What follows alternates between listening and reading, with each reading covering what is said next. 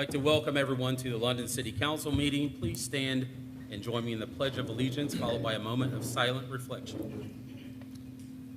I pledge allegiance to the flag of the United States of America and to the republic for which it stands, one nation, under God, indivisible, with liberty and justice for all.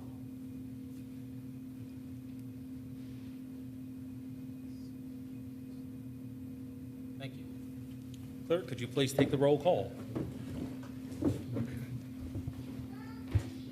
Eads. Here. Peters. Here. Robinson. Here. Hayes. Present. Hitt. Here. Stahl. Present. Smith.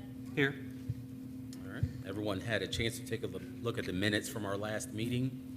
Are there any corrections? There was a correction, Okay. just in, I believe, the roundtable part.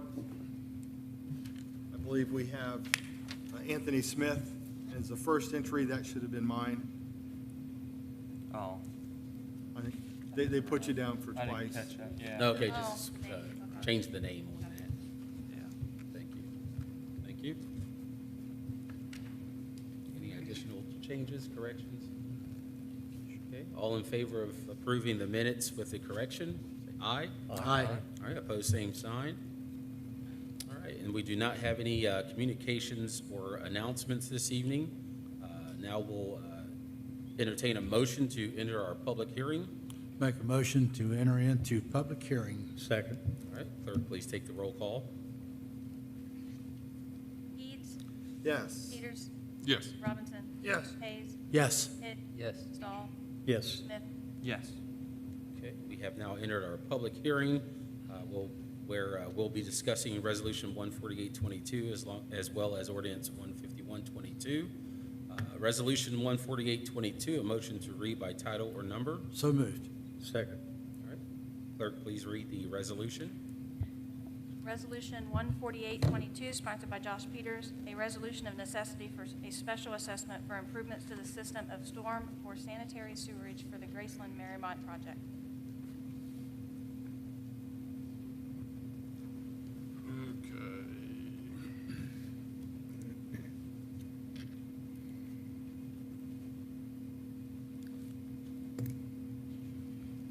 This is for the, all the storm sanitary sewage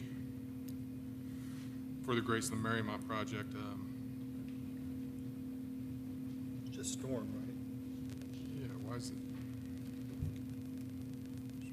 To the system of storm and sanitary sewage for Graceland-Marymount.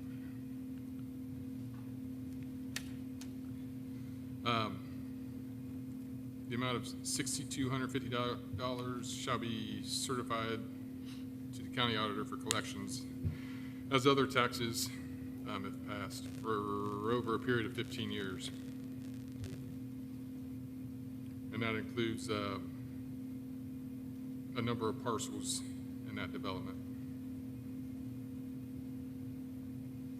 Okay.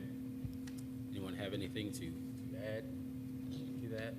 Okay, and we do have one person that would like to speak from the audience. We have Diana Lowry.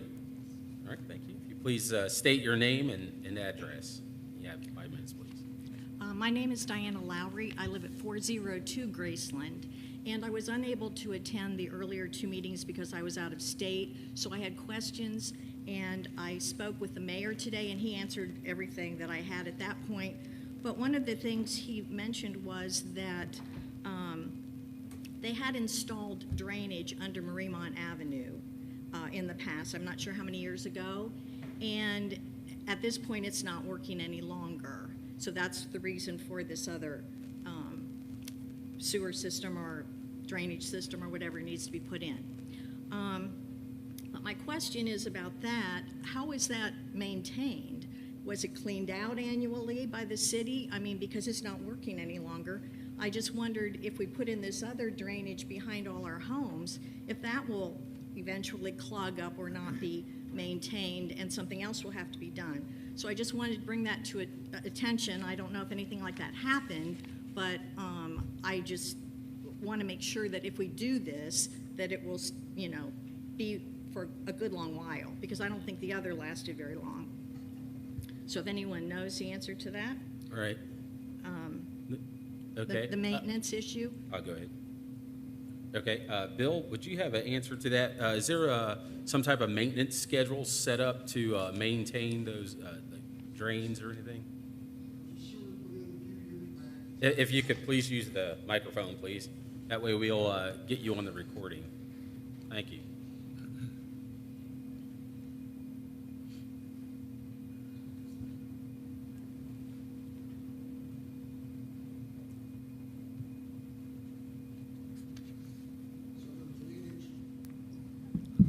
There we go. There was an 8-inch tile put in, it's probably 20-some years ago. could be. Time flies, but I didn't think it was that long ago. Yeah. Okay. Probably.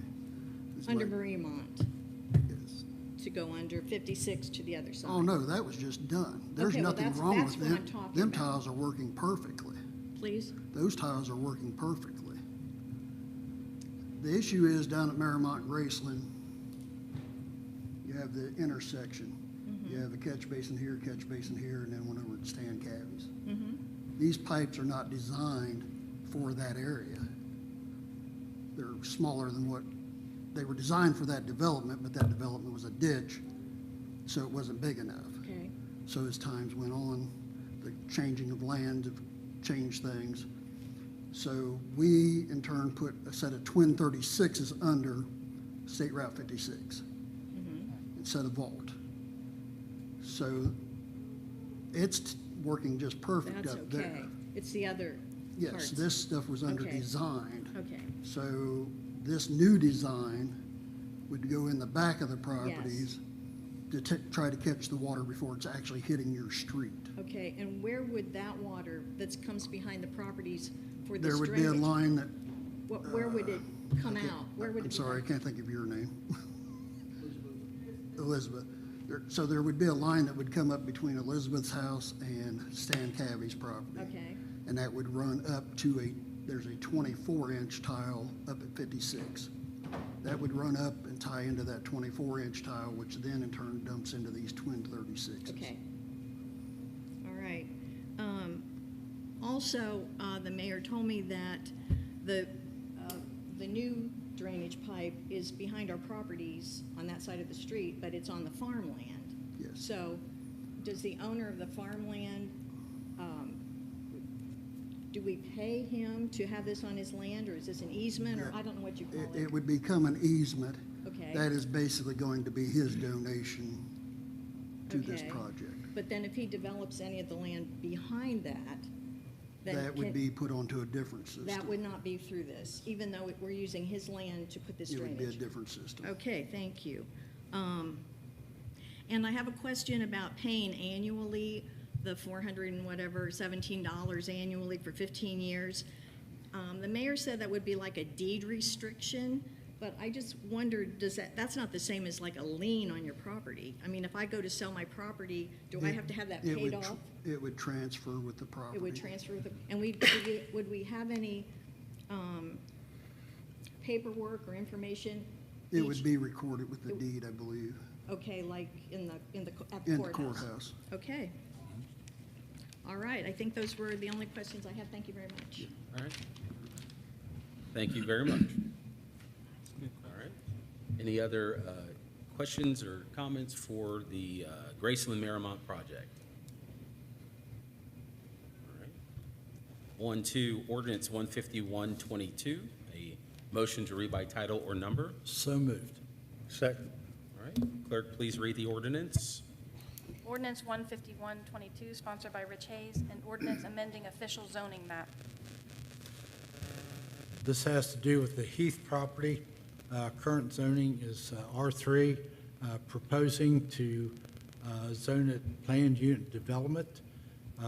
This is a proposed site for approximately 236 homes.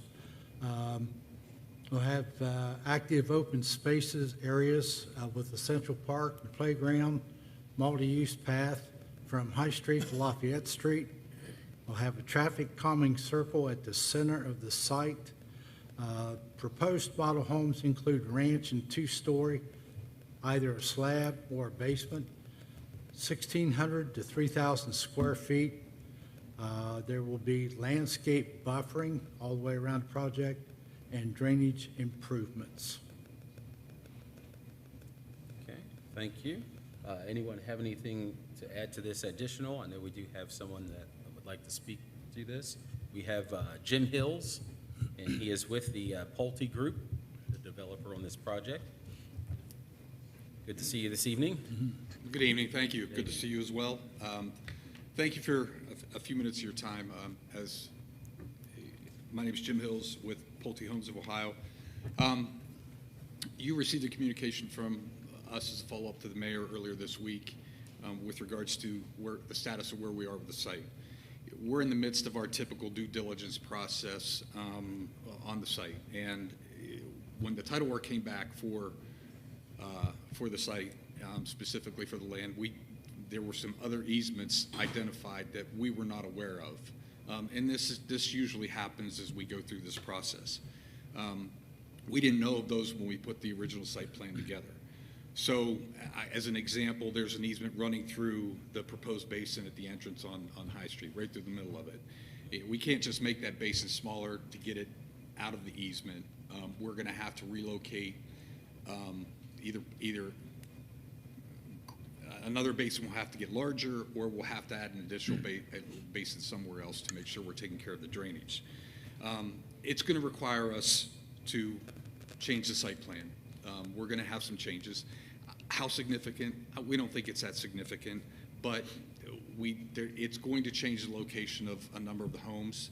I do want to make a couple points in that regard in the event that there's some concerns. We're not going to increase the number of homes from 236. We're not going to come back with 250, 260 homes on the site. That's not going to happen. We're still going to have 20% open space, which is required. We're still going to have the parks that we committed to in the plan itself, and we don't expect any real changes along the property lines that would concern any of the neighbors.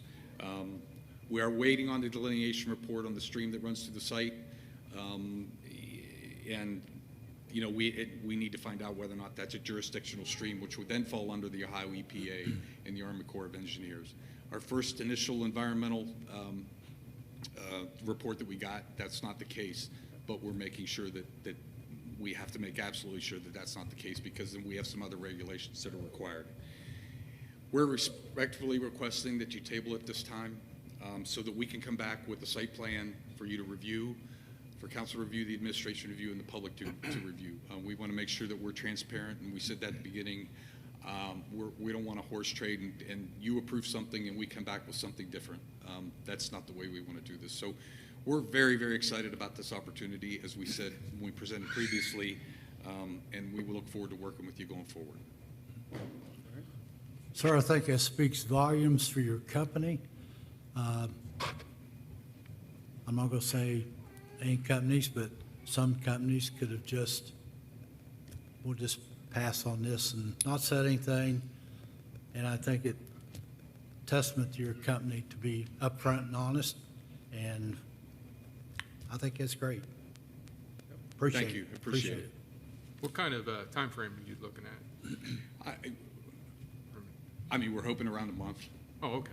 Okay. You know, not anything significant. Okay. We, you know, the question I get asked all the time in my role is, what's taking so long?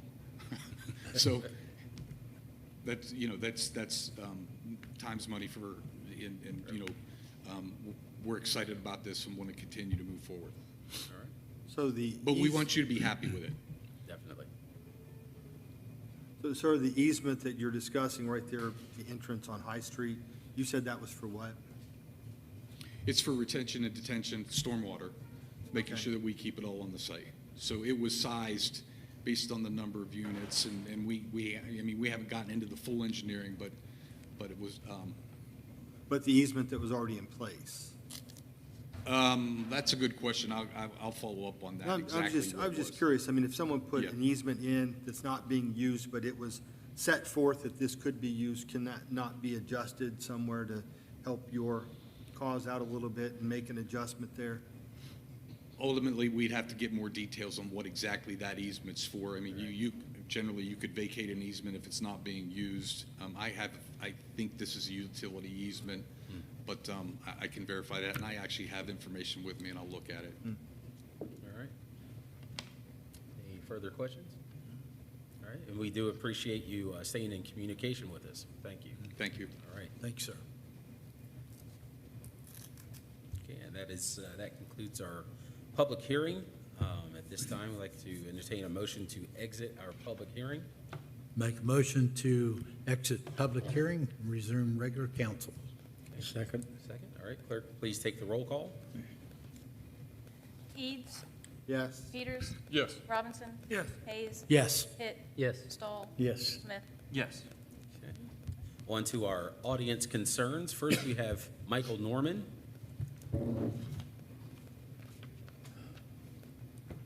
Please state your name, address, and you have 5 minutes, please, just in case you've never heard that.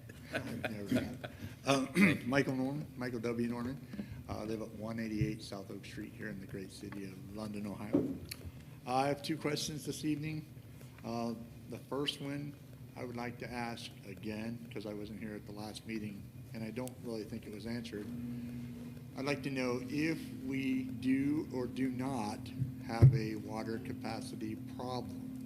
I think it's a legitimate question because within the last 45 days, we've had a BPU member actually bring up the question about our capacity. We've had our water superintendent ask us to voluntarily conserve our water. Why are you conserving if there's no issue with it? We had the splash pad again, it was closed down.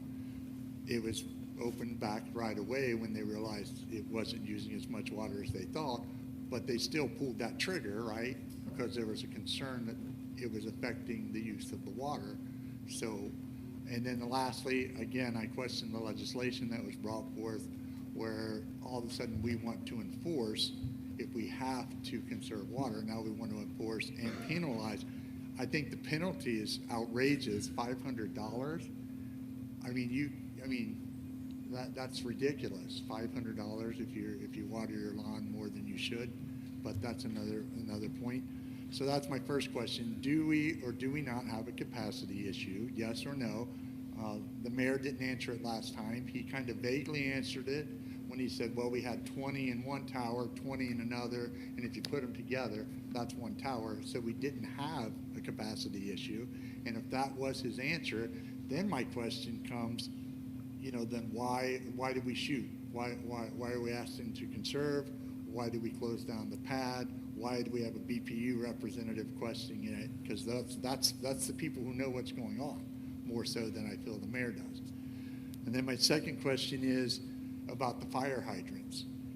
Do we have something in place when it comes to fire hydrants that are either improperly working or not working at all? Is there a time frame that those have to be fixed once the city's notified? Or do we just willy-nilly it and we get them done when we get them done? Because if it's the second and we're just willy-nillying, that's a concern. And I know we have some that are not working, and I know we have some that weren't working properly. At a recent fire on Stewart Avenue where 2 of them blew out, I'm pretty sure is what I was told. So, how long do we have to get those fixed? Is there anything in place that the city has to take care of those, or who takes care of those? And do we even know how many hydrants we have in the city? That's it. Okay. I know there are discussion in regards to the possible water restrictions. We didn't have anything in place, so we needed to put something in place, which is what lots of cities do. In the event that we did run too low on water. So I think that was, good foresight to put those guidelines in place just in case we do need those. So, and I can answer a little bit. yes, thank you. So, no, I don't believe we have a capacity issue, okay? We were not the only city that, anytime we go through a drought, that went as long as we did, that can cause issues for any city. So we do not have a capacity issue. Are we getting close to a capacity issue? Yeah, I believe so. And I don't want to see us wait until we're at a capacity and then try to go, well, now we need to figure out how to fix it. To go back to what the mayor was saying about the water levels is I think at some point before we had the second water tower, he was referring to, I think that, at one point the city had operated on the one tower. Now, ultimately, what I think everyone's trying to do is make sure that we do not get an issue. Now, to go back, I think $500 is very appropriate, because if we're at that point where the city has to actually enforce the limiting water usage, the reason for that is obviously for fire reasons. So if our towers get too low and people are just watering their lawns, they're not taking the city serious, I would be upset as a homeowner if people were being selfish, filling up swimming pools and things like that, and my house was not, caught on fire and was not put out quickly because the city didn't have enough water. So as far as capacity, no, I do not think that we are at hit our limits. Now, are we getting there? Yes. And we have more developers that are wanting to come in, so I do believe we need to be ahead of that. I think I answered the city enforcement. Did I answer all your questions? Water-wise, yes. Okay. Now, to ask me about the hydrants, I don't know. I don't know how fast they get fixed. I know there was one out that was pretty close to me by Sherman. It's been right there at fixed. Sherman. Yeah, I think it's been fixed for a while. No, it's still out of service. Oh, it's still not working? Yeah, it's still not working. The tag got is still on it? It's got the tag right on it. Okay, then I apologize. I thought I was over the ride the other day and I didn't notice the tag on it. I mean, unless it's been within the past 2 or 3 days. Oh, okay. Which could be. Yeah, could be. I don't know. I'll look at it tonight. But you don't know of anything in place, that we have anything in place that says, I call you, say, hey, it's not working. So there's My nothing. first guess would be is that, and I can look into it because I don't know for sure, but I don't even think it would be up to us. That's probably going to be regulated by the Ohio Revised Code. I don't think cities can just have fire hydrants not being fixed. Well, I that's could what be wrong thought, on too. that, but that would be an appropriate question for our law director, not us. Yeah, or for the fire chief. Yeah. And I know they often do, they maintain the hydrants, and they also map them out, GPS or something Yeah. like that. So they do for you're those. saying the fire chief is in charge of the hydrants, not the water department? No, I'm who's- saying that's a good question for Oh. the fire chief to answer. Oh, okay. Yeah, that's 'Cause what I'm saying. So who's actually in charge of maintaining them? Is it the fire department or the water department? Well, we have representatives here from water. If you can TJ, speak you're to that, here. TJ. Is it your responsibility? We're lucky enough to have someone from the water department here this evening. All right, There we go. I know. While he's walking up, I didn't mean that you shouldn't ask a question. I didn't. But mean thank that. you. Oh, no. He would be able to answer it better than we would. Say, we get our list from the fire department. When Okay. they say, here's our hydrants that are out of service or Okay. unworking or whichever, we go out, we inspect them, we see what's wrong with them. It could be a broken coupling, and then at that time, we order the kit to replace the parts. We tear into them, put them back together, call the fire department and say, hey, this hydrant's back in service. Okay. So, But there's no time frame. It's just whenever you. yeah, when we can get to them, we get to them. And there are some that, yes, we find this one's more of a priority due to the fact of, hey, it's the only hydrant on the street. Let's get out there and get that fixed now, put everything else off. So we try to get everything done in a time frame. It's timely. All right, thank you, TJ. So from what I understand, it's a coordinated effort from the fire department and the water department. Cool. All right, So, thank you. Thank Appreciate you. it. All right. Next, we have Anita Likens. Please state your name, address, and you have 5 minutes, please.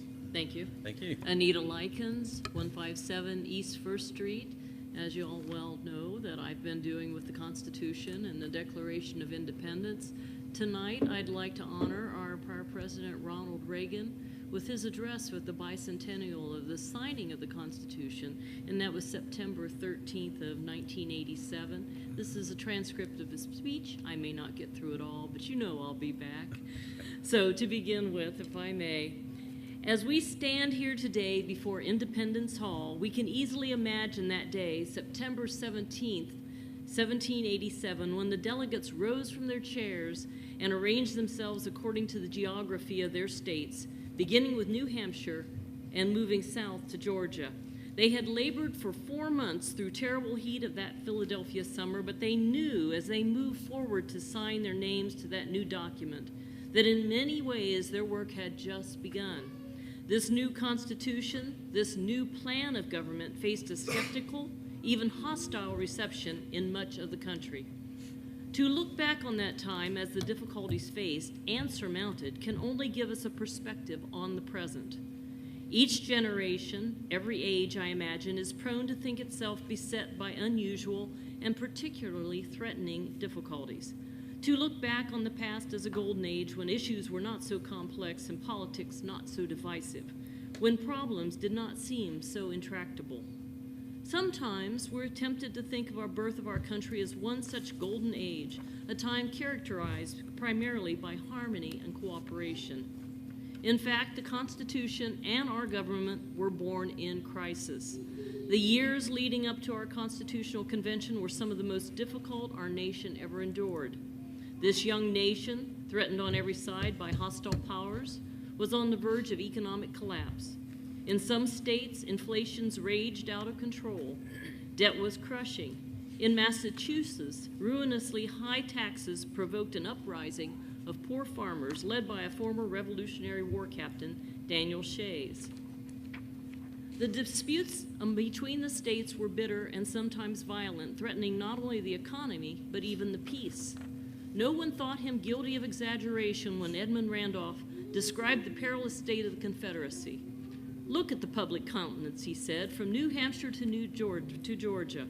Are we not on the eve of war, which is only prevented by the hopes from this convention?" Yes, but these hopes were matched in many ways by equally strong suspicions. Wasn't this convention just designed to steal from the states their sovereignty, to usurp the freedom so recently fought for? Patrick Henry, the famed orator of the Revolution, thought so. He refused to attend the convention, saying, with his usual talent for understatement, that he smelt a rat. The Articles of Confederation, all could see, were not strong enough to hold this country together, but there was no general agreement on how a stronger federal government should be constituted, or indeed whether one should be constituted at all. There were strong secessionist feelings in many parts of the country. In Boston, some were calling for a separate nation of New England. Others felt the 13 states should divide into 3 independent nations. And it came as a shock to George Washington, recently traveling in New England, to find that sentiment in favor of returning to the monarchy still ran strong in that region. No, it wasn't the absence of problems that won that day in 1787. It wasn't the absence of division and difficulty. It was the presence of something higher, the vision of a democratic government founded upon those self-evident truths that still resounded in Independence Hall. It was that ideal, proclaimed so proudly in this hall a decade earlier, that enabled them to rise above politics and self-interest, to transcend their differences and together create this document, this Constitution, that would profoundly and forever alter not just these United States, but the world. That's when the revolution truly began. In a very real sense, it was then, in 1787, that the revolution truly began. For it was with the writing of our Constitution, setting down the architecture of a democratic government, that the noble sentiments and brave rhetoric of 1776 took on substance, that the hopes and dreams of the revolutionists become a living, enduring reality. All men are created equal and endowed by their Creator with certain inalienable rights. Until that moment, some might have said that was just a high-blown sentiment, the dream of a few philosophers and their hot-headed followers. But could one really construct a government, run a country with such idealistic notions? But once those ideals took root in living, functioning institutions, once those notions became a nation, well then, as I said, the revolution could truly begin, not just in America, but around the world. A revolution to free man from tyranny of every sort and secure his freedom from the only possible in this world, through the checks and the balances and the institutions of limited democratic government. Thank you. Thank you. I will finish, as you well know. Thank you. Thank you. Okay, and next we have Lisa Yoder. Is she still here? She may have just stepped out. Okay, we'll see. Maybe she just stepped out.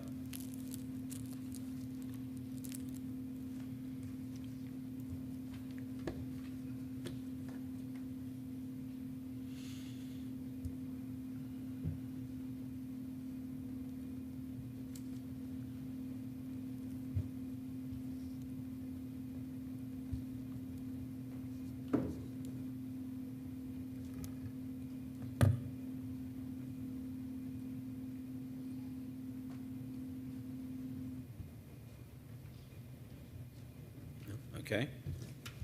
Moving on to our committee reports. We'll start with Mr. Eads. So along with others, I did attend the Finance Committee on July 11th. Many of those items that we discussed have been brought forth tonight, and we'll see their first reading tonight. So I'll kind of just go through those as we get there. I do believe it's probably the best way to do that. I will point out that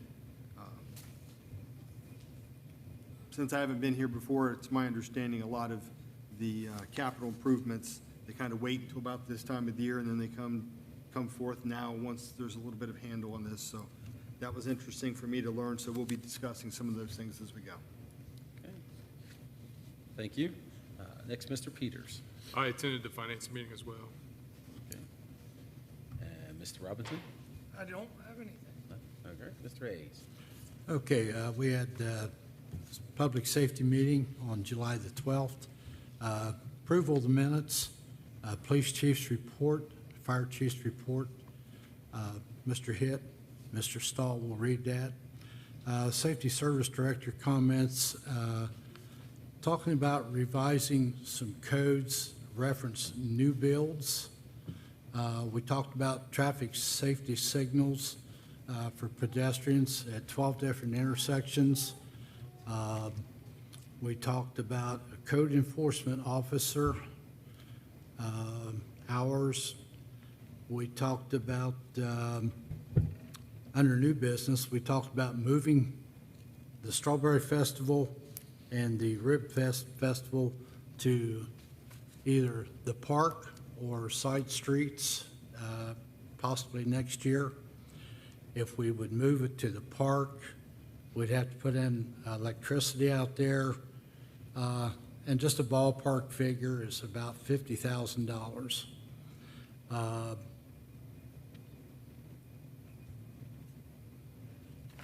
There's some other notes here. We talked about, under old business, we talked about feral cat issue. I've discussed it with the law director. We have a couple different options on this, and I'm in further discussions, talking with the Humane Society, reference this situation that we have. And next safety meeting will be August the 9th at 5 p.m. in the conference room. Okay, thank you. Mr. Hitt. Yeah, I attended the public safety meeting also, so I'll give the police chief's report that he presented at that meeting. Andrew Myers was sworn in as an officer and will start academy training at Clark State's Basic Academy August 1st.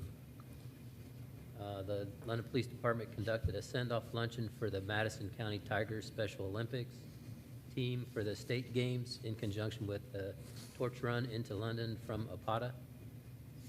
They completed the traffic control for the London Cobra Show and the Strawberry Festival, and a donation was provided to the police department by Ohio Cobra Club of $6,000. They're looking to change providers for cruisers and body cam systems, and they're presenting that to the Finance Committee. They're asking for, to obtain a new cruiser, and are working on replacing 4 tasers. And they also expressed support of moving the festivals to the park area or Walnut Street area due to traffic control issues that are presented when the festivals are going on. Some of the statistics, OVIs were down 12 from 36, and this is the first 6 months of 2022 compared to 2021. Property damage, traffic crashes were down 37%, injury crashes were up 22%, domestic violence was down 25%, thefts were down 52%, traffic stops were up 12%. That was to a number of 668, with 506 warnings issued and 118 traffic citations. Menacing was up 24%.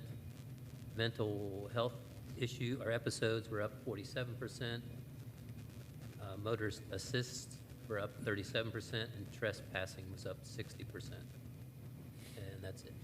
All right, thank you. On to Mr. Stahl. Safety meeting during this fire EMS activities and events. Departmental EMS training, pediatric advanced life supports, through Ohio Health. Departmental EMS training, EMS week trainings, I should say, Madison Health.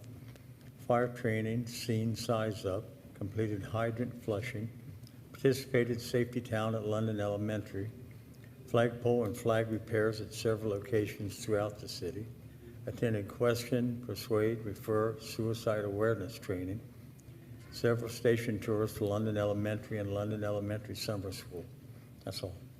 All right, thank you. Mr. Smith. I have nothing to report. Okay. And we do not have any city official reports this evening. On to old business. We have Ordinance 14622 and Ordinance 14722 that have been tabled. All right. And on for our, let's see here, what do we? Our third reading, Resolution 14822, a motion to read by title or number. So moved. Second. All right. Clerk, please read the ordinance or resolution. Resolution 14822, sponsored by Josh Peters, a resolution of necessity for a special assessment for improvements to the system of storm or sanitary sewerage for the Graceland and Marymount project. Yeah, this was discussed there in the public hearing. Like I said before, this would be assessing a fee of $6,250 for the next 15 years to the property owners there in that division.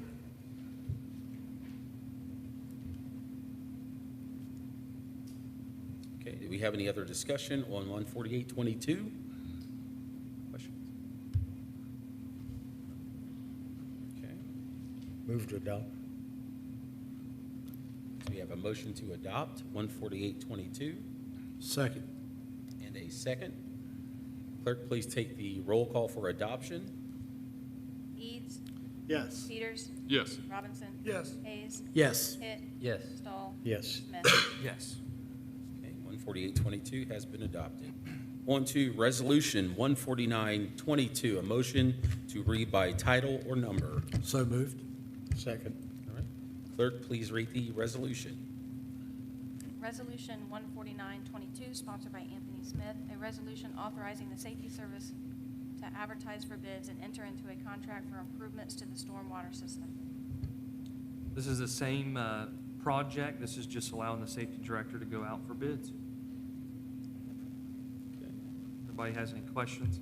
I'll make a motion to adopt for 14922. Second. All right, first and second. Clerk, please take the roll call for adoption. Peters, Yes. Robinson. Yes. Hayes, Yes. Hitt, Yes. Stahl. Yes. Smith, Yes. Eads. Yes. Resolution 15022, a motion to read by title or number. So moved. Second.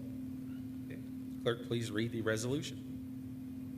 Resolution 15022, sponsored by Josh Peters, a resolution increasing appropriations. This is just to authorize the city auditor to make the following appropriation increase of $200,000 to the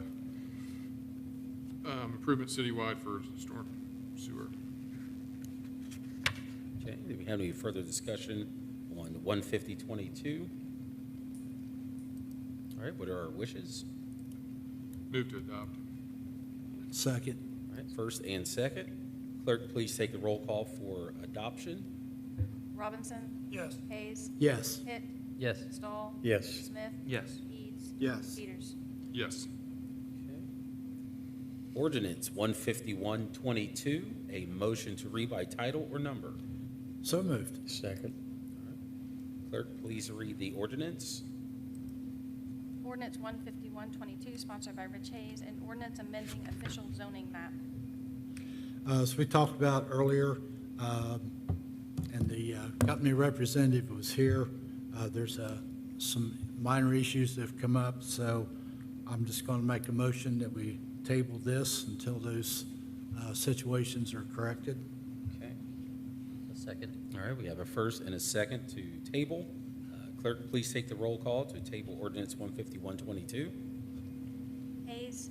Yes. Hitt. Yes. Stahl. Yes. Smith. Yes. Eads. Yes. Peters. Yes. Robinson. Yes. Okay, 15122 has been tabled. On to the second reading for ordinance 15222, a motion to read by title or number. So moved. Second. All right, clerk, please read the ordinance. Ordinance 15222, sponsored by Brian Robinson, an ordinance amending section 1040 of the codified ordinances. So this was brought up earlier. This is just to give, this put into effect if the city ever gets into a situation where we are at emergency level of being able to enforce restrictions on water usage.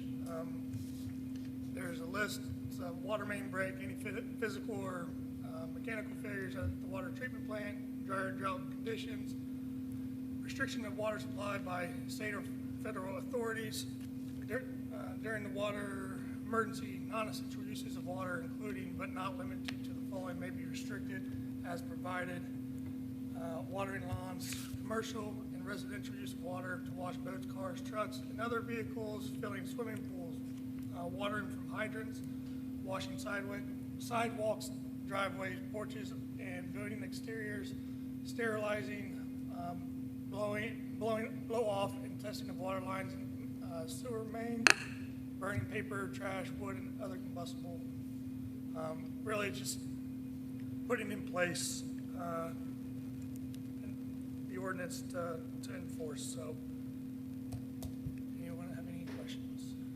I just want to just make a note. I almost feel like the car washers and stuff, owners, those businesses are getting a little penalized for this, and then we have a few factories out there that use a lot of water, and they're not getting restricted during this time. I mean, it's just want that noted. I believe the mayor said they could restrict the car washes. I thought that's what came up at the meeting. I'm sorry, Greg, what did you say? I thought the mayor said that they would restrict car washes if they declare an emergency. Yeah, that's what he said, yeah. Right, I think that's that what you're saying. those businesses are getting penalized Yeah. for this, So- and So you would And it's- prefer those be removed? or either removed or maybe further restrictions on those other factories. Well, I mean, right, we could Right. yeah, it's tough for me, because I feel like you could make an amendment, and we could not have them on that list, but on the other hand, I look at it, I'm like, it's only for an absolute Right. emergency. Right. But yeah, I would feel awful if a company was losing money, but I think ultimately for me, I totally agree, but is that if we're at that state of emergency, we want to make sure that if there's a fire or anything like that, which I would assume if we're in a major drought, we would be more susceptible to, we need to make sure that we can put them out. All right. So, but there's a question. Yes, we do have a question. If you could come to the mic so we can hear you on the recording, please. Thank you. So the one thing I did not see in this is who enforces it. And is it a civil fine, or will it be a misdemeanor? Huh? So who enforces, and is it going to be a misdemeanor, or is it just going to be a civil fine, like if I don't cut my lawn? Well, I don't think it can be a civil fine if it comes from a city. So there has to be some sort of, I would think, Misdemeanor, I'm not the because law if you look director, at but I the- would think that that's true. because if you look at the misdemeanor schedule of fines, this would be like a third-degree misdemeanor, which is the $500 fine. Don't you think that's a little extreme for someone using water that they shouldn't use? I mean, if you're concerned about a fire starting, Yeah, that's should only we- my concern, is I know. that, right, is that Yeah. at that point. yeah. And I who- think that Again, who enforces it? Is it the police, the zoning guy? It's not really spelled out in here who enforces it. It says the Safety Service Director is authorized and directed to establish rules and regulations regarding prohibited water usage, water restrictions, and So it'd be the reduction Safety or Service- termination of water service during any declared water emergency. So So it he- sounds to me like the Safety Service Director would be, I guess, the supervisor of that, and I'm sure he would work in conjunction like they do in other things with the police or, water. Especially now, we have those meters where it shows how much water is being used. Right. Right, so we would know. And like I said, I think that this is being very proactive. You wouldn't want an instance where your house may be on fire or something like that, and the fire department comes out and they go to the hydrant and there's no water. But, Oh, I get that. but then your neighbor has a really clean car. I get that. Right. I get that. It just seems like it's not, I know someone during the meeting asked who was going to enforce it. So you're saying it would be the Safety Service Director in conjunction with the police, so the police could actually come to your house.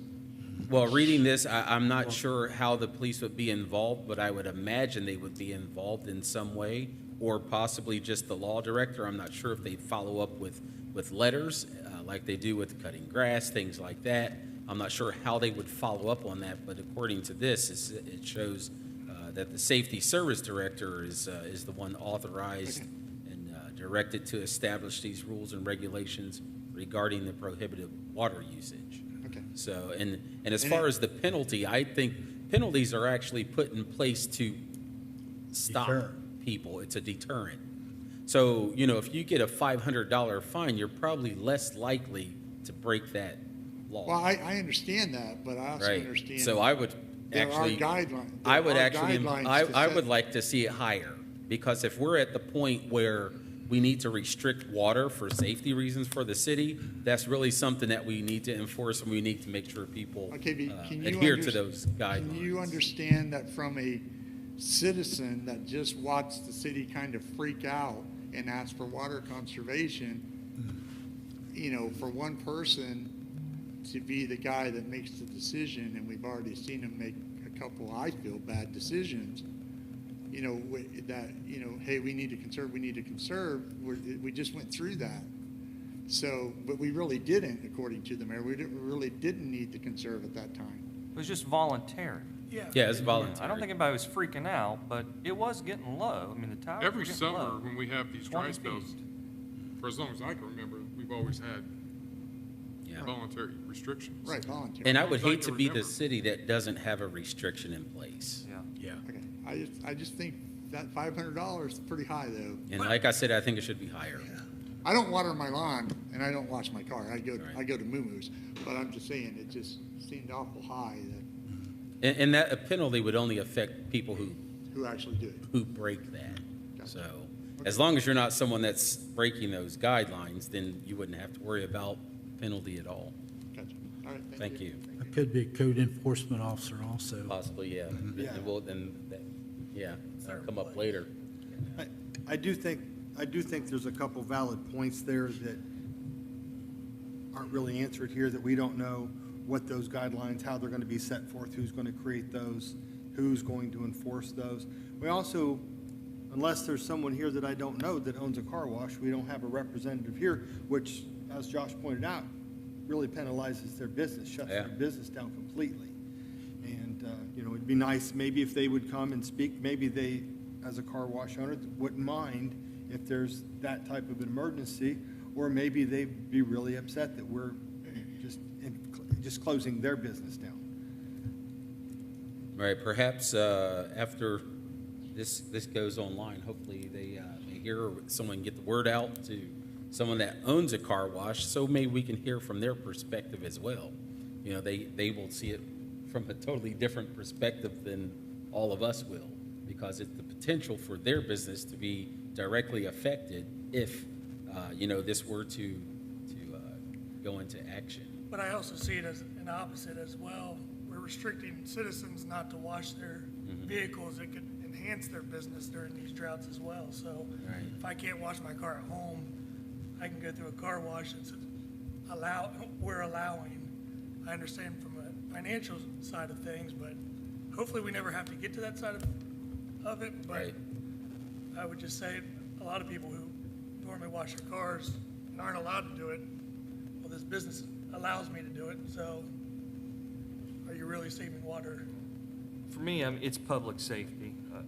Like I said, Yeah. I understand it affects their business, but if we're at this point, it's public safety, and public safety would have to come first.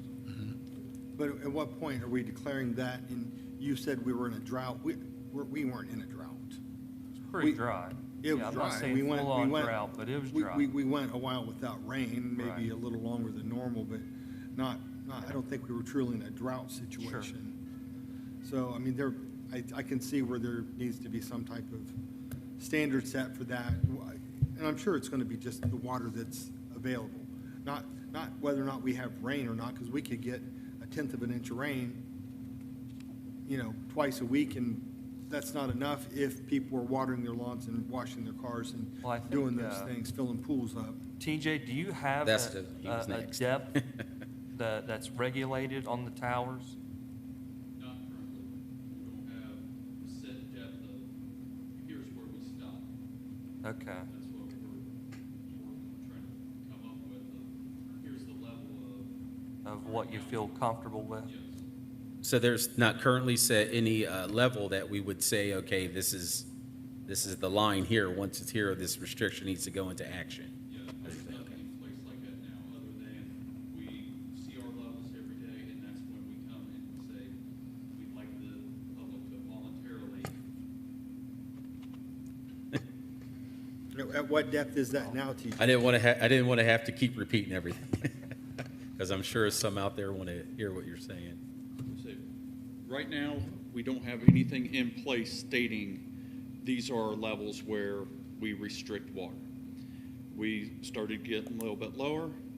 That's when I went to the board and asked, we need to ask the people to voluntarily conserve water, because felt that we was getting lower, that if something did happen, a fire or something happened, do we have enough water for the firefighters to fight the fire?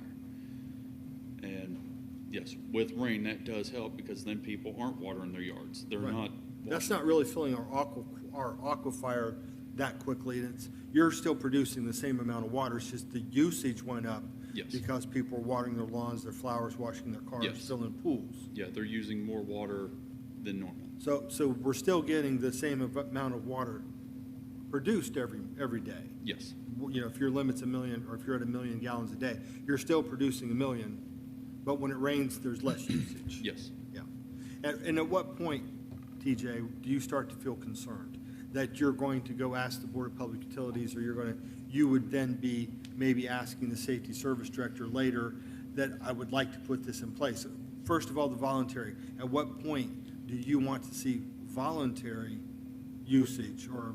When I lack get of down usage? to 40 feet is full in the towers. So Okay. when I get down closer to 30 feet and I'm only sitting at 75%, that's when I start getting concerned. Because that's just one good fire who knows what's going to happen. And they're going to hit your towers and they're going to drain you down. And then the people of London don't have the water. So when I hit that 30-foot level, that's when I'm coming, hey guys, let's start, what do we need to do to ask the people? And then when we start getting below that, that's when we're asking even more, hey, we need to conserve water. So 25 feet, we're still voluntary? I would say 25 feet is when you have your officer come in and start looking around of where do we need to start restricting water. Is that the 25 feet for both towers, or? Yes, they run together. They stay level. Where did we get down to in this last drought before we had the big 4-inch rain? How far down did we get? I was down to close to 20 feet. We was about halfway in the towers. Okay. You just pointed out something very good. Okay, yeah, I didn't catch that. So the safety service director, we can have an emergency, and he does not have to shut down a car wash. Because it says in here, directed to determine which non-essential uses of water shall be restricted or prohibited. So we are giving him the guideline.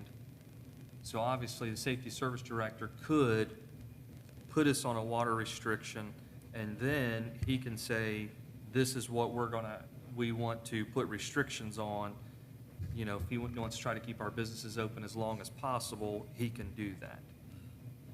I just noticed that. That is a good catch because it doesn't say shall. Right, So right, he it doesn't have say to. shall. It says he's authorized. Right, he's authorized to determine which non-essential uses of water shall be restricted or prohibited. Yeah. So TJ, how long's the tower on East High Street been operational? I believe since 2018. Okay. So since 2018, we've actually had capacity of what, 1.5 million gallons total? 2 million. 2 million. Oh, wow. Each tower holds 1 million gallons. Okay, so if we're at 30 feet, we're still at 1.2 million gallons, Yes, which would have been more than just the one tower would have ever held. yes. Okay. So you still have the same concern now? I can understand that concern in 2015 or 16 when we only had one tower, but you still have the same concern about the level of the water being at 30 is when you want to start to conserve? Absolutely. Even though that's a lot more, that's more water than we ever had in one tower. It is more water, yes, but I like to see my towers full. That's, Well, of course you do. everybody does. All right, anything else for TJ? How Thank much you. of those, Oh, go ahead. how much water are those factories using out there? I don't know a day. That would be something I would have to ask Carol in the office. All right, anything further? All right, thank you. Thank you. We have a question here.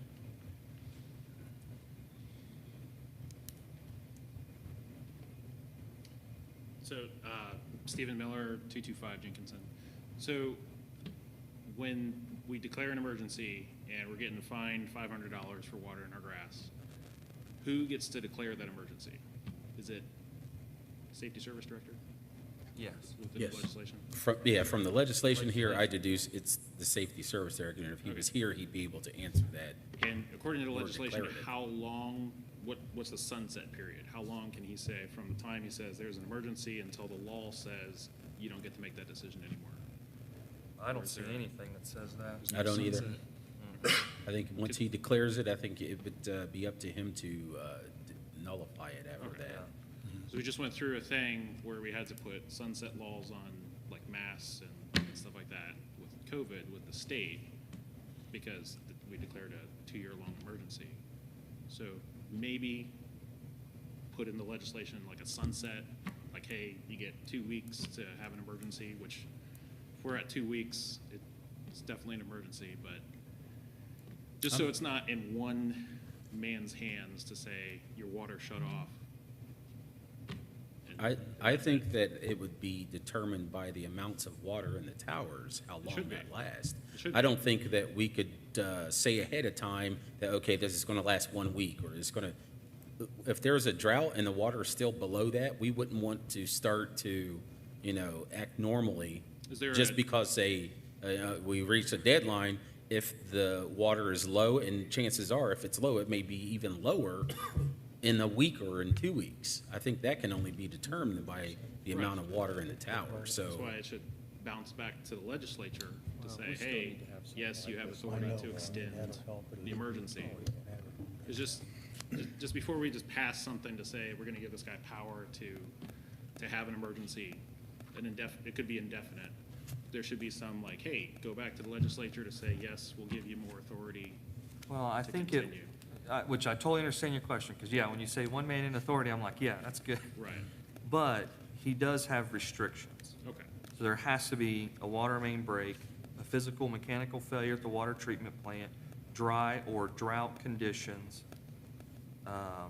or if we're restricted by the state or federal authorities. Obviously, they can do that.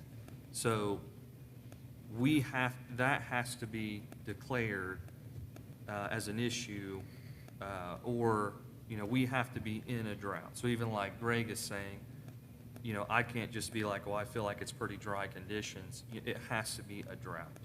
So he is restricted to where he couldn't keep it indefinitely or longer.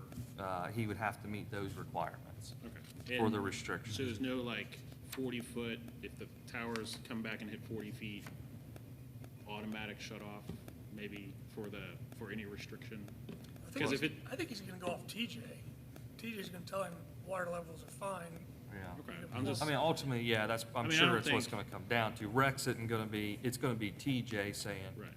yeah, I'm okay.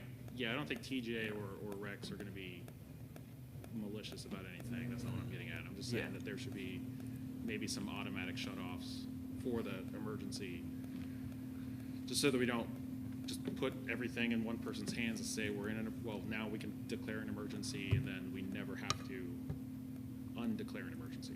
Because there is no automatic shut-off to the emergency, it's just however long he says it is from the time that he can have an emergency. So I'm not saying that there wouldn't be an emergency, I'm just saying that, and obviously you guys could come back in 2 weeks and be like, hey, we're gonna change the law because you're being weird about it, but maybe there could be something in there to have some type of automatic, the emergency's over. type Well, I see what thing. Anthony's saying too. As long as none of these restrictions these issues are in place, then there would be no need for the restriction. Right, yeah. So if we are no longer under, threat of any of these things happening, then I don't see why they would continue the water restriction. You're right, there should be So no it wouldn't logical necessarily reason be for left to one person, it would be left to the different things here that may come up, because he can't just call it on his own. These things have to be in place before he's given the authority to do that. But once these possible, things here are, once they're no longer a threat, then I don't see why it would continue. So it wouldn't be up to just one person to say if it continues or not. It'll be determined if we're under possible threat from any of these listed things. So the state would come in and say, hey, there's this emergency, he would declare an emergency, the safety service director, I mean, and then once that emergency's over, then his emergency would be over. Well, Or I don't think the city state would would have. have to come in. It's just these. Well, I mean, Well, that's an option. Whether- If the state ever did. Yeah, if tell us. there's that, that's different. I mean, they got the authority. It's like if you have a water break, they want you to boil your water for a couple of days after that to make sure. So I'm kind of thinking that's kind of where he's gonna, right, but I'm not gonna be fined Yeah. $500 if I don't boil my water, I'm just gonna get sick. So it's one of those things where we could be fining people $500 and then there would be no, like, hey, the tower's at 35 feet, why are we still fining people where the tower's at 20 feet? Where we know, it was, just last week or 2 weeks ago, and we didn't have any fines. We just had to kind of voluntarily do something. But yet we're still maybe going to fine people, we're still going to have these restrictions. It's still going to be an authoritarian model instead of a voluntary model. So I don't know, I see room for abuse is what it is. So and you guys are supposed to protect us from that. So that's just my concern. So whether you do anything about it, that's. I think it's very, very valid. My first thought, at first I was like, yeah, we could just say, well, we want it to be, it has to be lifted at so many feet, but as the city grows, our factories come in, that can change. Yeah. And So I think we've got, it has to meet these requirements. And I think, safety service director is obviously going to go, it's going to go to TJ for those feats, and different things. And so because, if we have an event coming up, like let's say, well, I don't know, I mean, it would be stopped anyways. I think if we get into the feet, I think we get into a danger of, in the future, it needs to happen, and then they can't make it happen because we said, at this many feet, it has to be lifted. Well, as London grows, they could end up being a problem where, that's kind of what I see. But I mean, I don't think it's a terrible idea. I see what you're saying, that the population goes up, Right. but then we said 35 feet, but now that 35 feet doesn't Right. fit Right. the Doesn't current fit. population. Right. Yeah. So, that's why they have one here that during a water emergency only. So if there's no water emergency, then there's no reason to have the restriction. But if there's a water emergency, then there should be a restriction that's followed by penalties. I just see that generally in emergencies, the physical emergency, the actual real emergency lasts a much shorter period of time than governments usually have their emergencies lasting. So, I mean, I know you guys are pretty on top of the ball and everything like that, so I don't think that would necessarily happen. Well, we're not the federal government. Certainly, or the state government. So, and I'm not really, Rex is a good guy. He turned that thing off. He wants the water as long too. So, Well, I mean, future generations too. I mean, there could be other people. But it has to meet, it does have to meet, I'm looking at, it has to meet certain criteria. okay. Yeah. So it can't be that, they're just wanting to whatever, you know what I mean? It has to meet that criteria. Well, that's not necessarily true. Is it not? Well, just, hang on. I'm going to read this to maybe to clarify, because it's not an attachment that we can click on. The Safety Service Director is hereby authorized and directed to declare a water emergency at any time that there is insufficient or inadequate water supply or pressure to provide safe and adequate water within the city.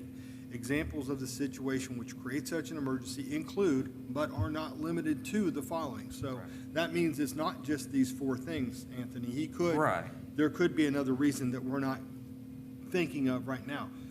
And obviously, when we look at this, a water main break, those are generally fixed pretty quick. Any physical or mechanical failure of the water treatment plant, and today, as it stands today, with the water treatment plant that's 100 years old, and with the other one not operational at this point, that is a real and valid concern if something happens to that plant, right? I mean, but that's been a concern for a long time, so this isn't anything new, but I could see where that comes into play. The third thing is dry or drought conditions. Again, I think that's a little subjective. And then restriction of water supply by state or federal authorities. And that's if the state comes in and we have an E. coli problem or something like that, I would think. So I think I'm glad this discussion's happening, quite honestly. I don't think Rex or TJ are going to do anything weird. No, I don't either, but I'm glad we're having the discussion and kind of thinking through this a little bit. I'm pretty sure that Rex found similar ordinances from other towns and kind of put these together to make it something that could work here. But I'm glad we're having the discussion here and there, out there. Well, thank you. Thank you. Thanks for listening. Thank you.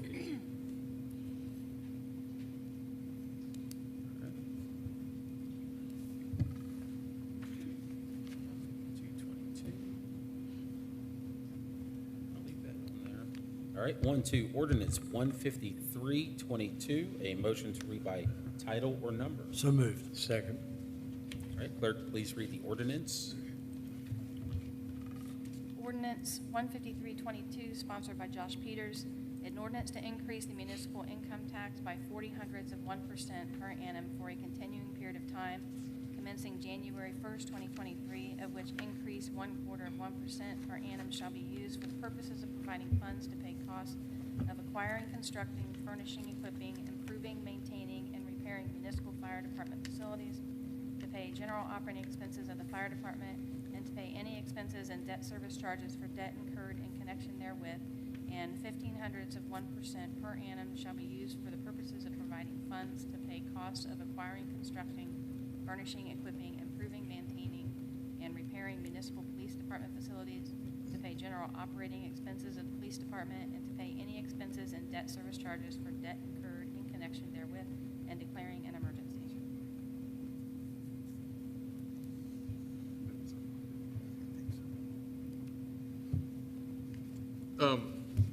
So this ordinance,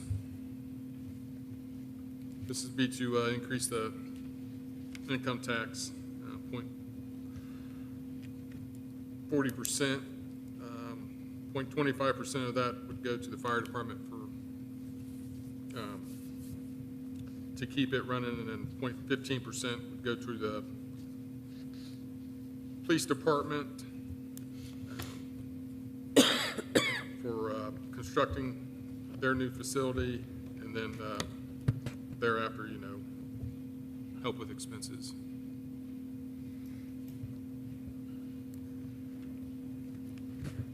I don't know if Ken or Amy or someone up here at the table knows. Originally, when we discussed this, they're going to check with the city's financial advisor, and they're going to work that out to see how these numbers work. Do we have any updates on any of this? Thank you. I don't understand your question. What? I don't understand your question, how Yeah. the numbers work. So it was going to go to the city's financial manager. They were going to look at this with the bond company and see if this was going to work with these numbers. Because we could always adjust this if we have to, but I don't know if there's been any further communication from them. I know Chief Nickel has stated that they can still build a police department with the funds that this will raise. If that's your question. That was determined, yes. Other than that, I don't have any other. Yeah, I do remember them saying that 15% Would be sufficient. would be sufficient to Right. do that.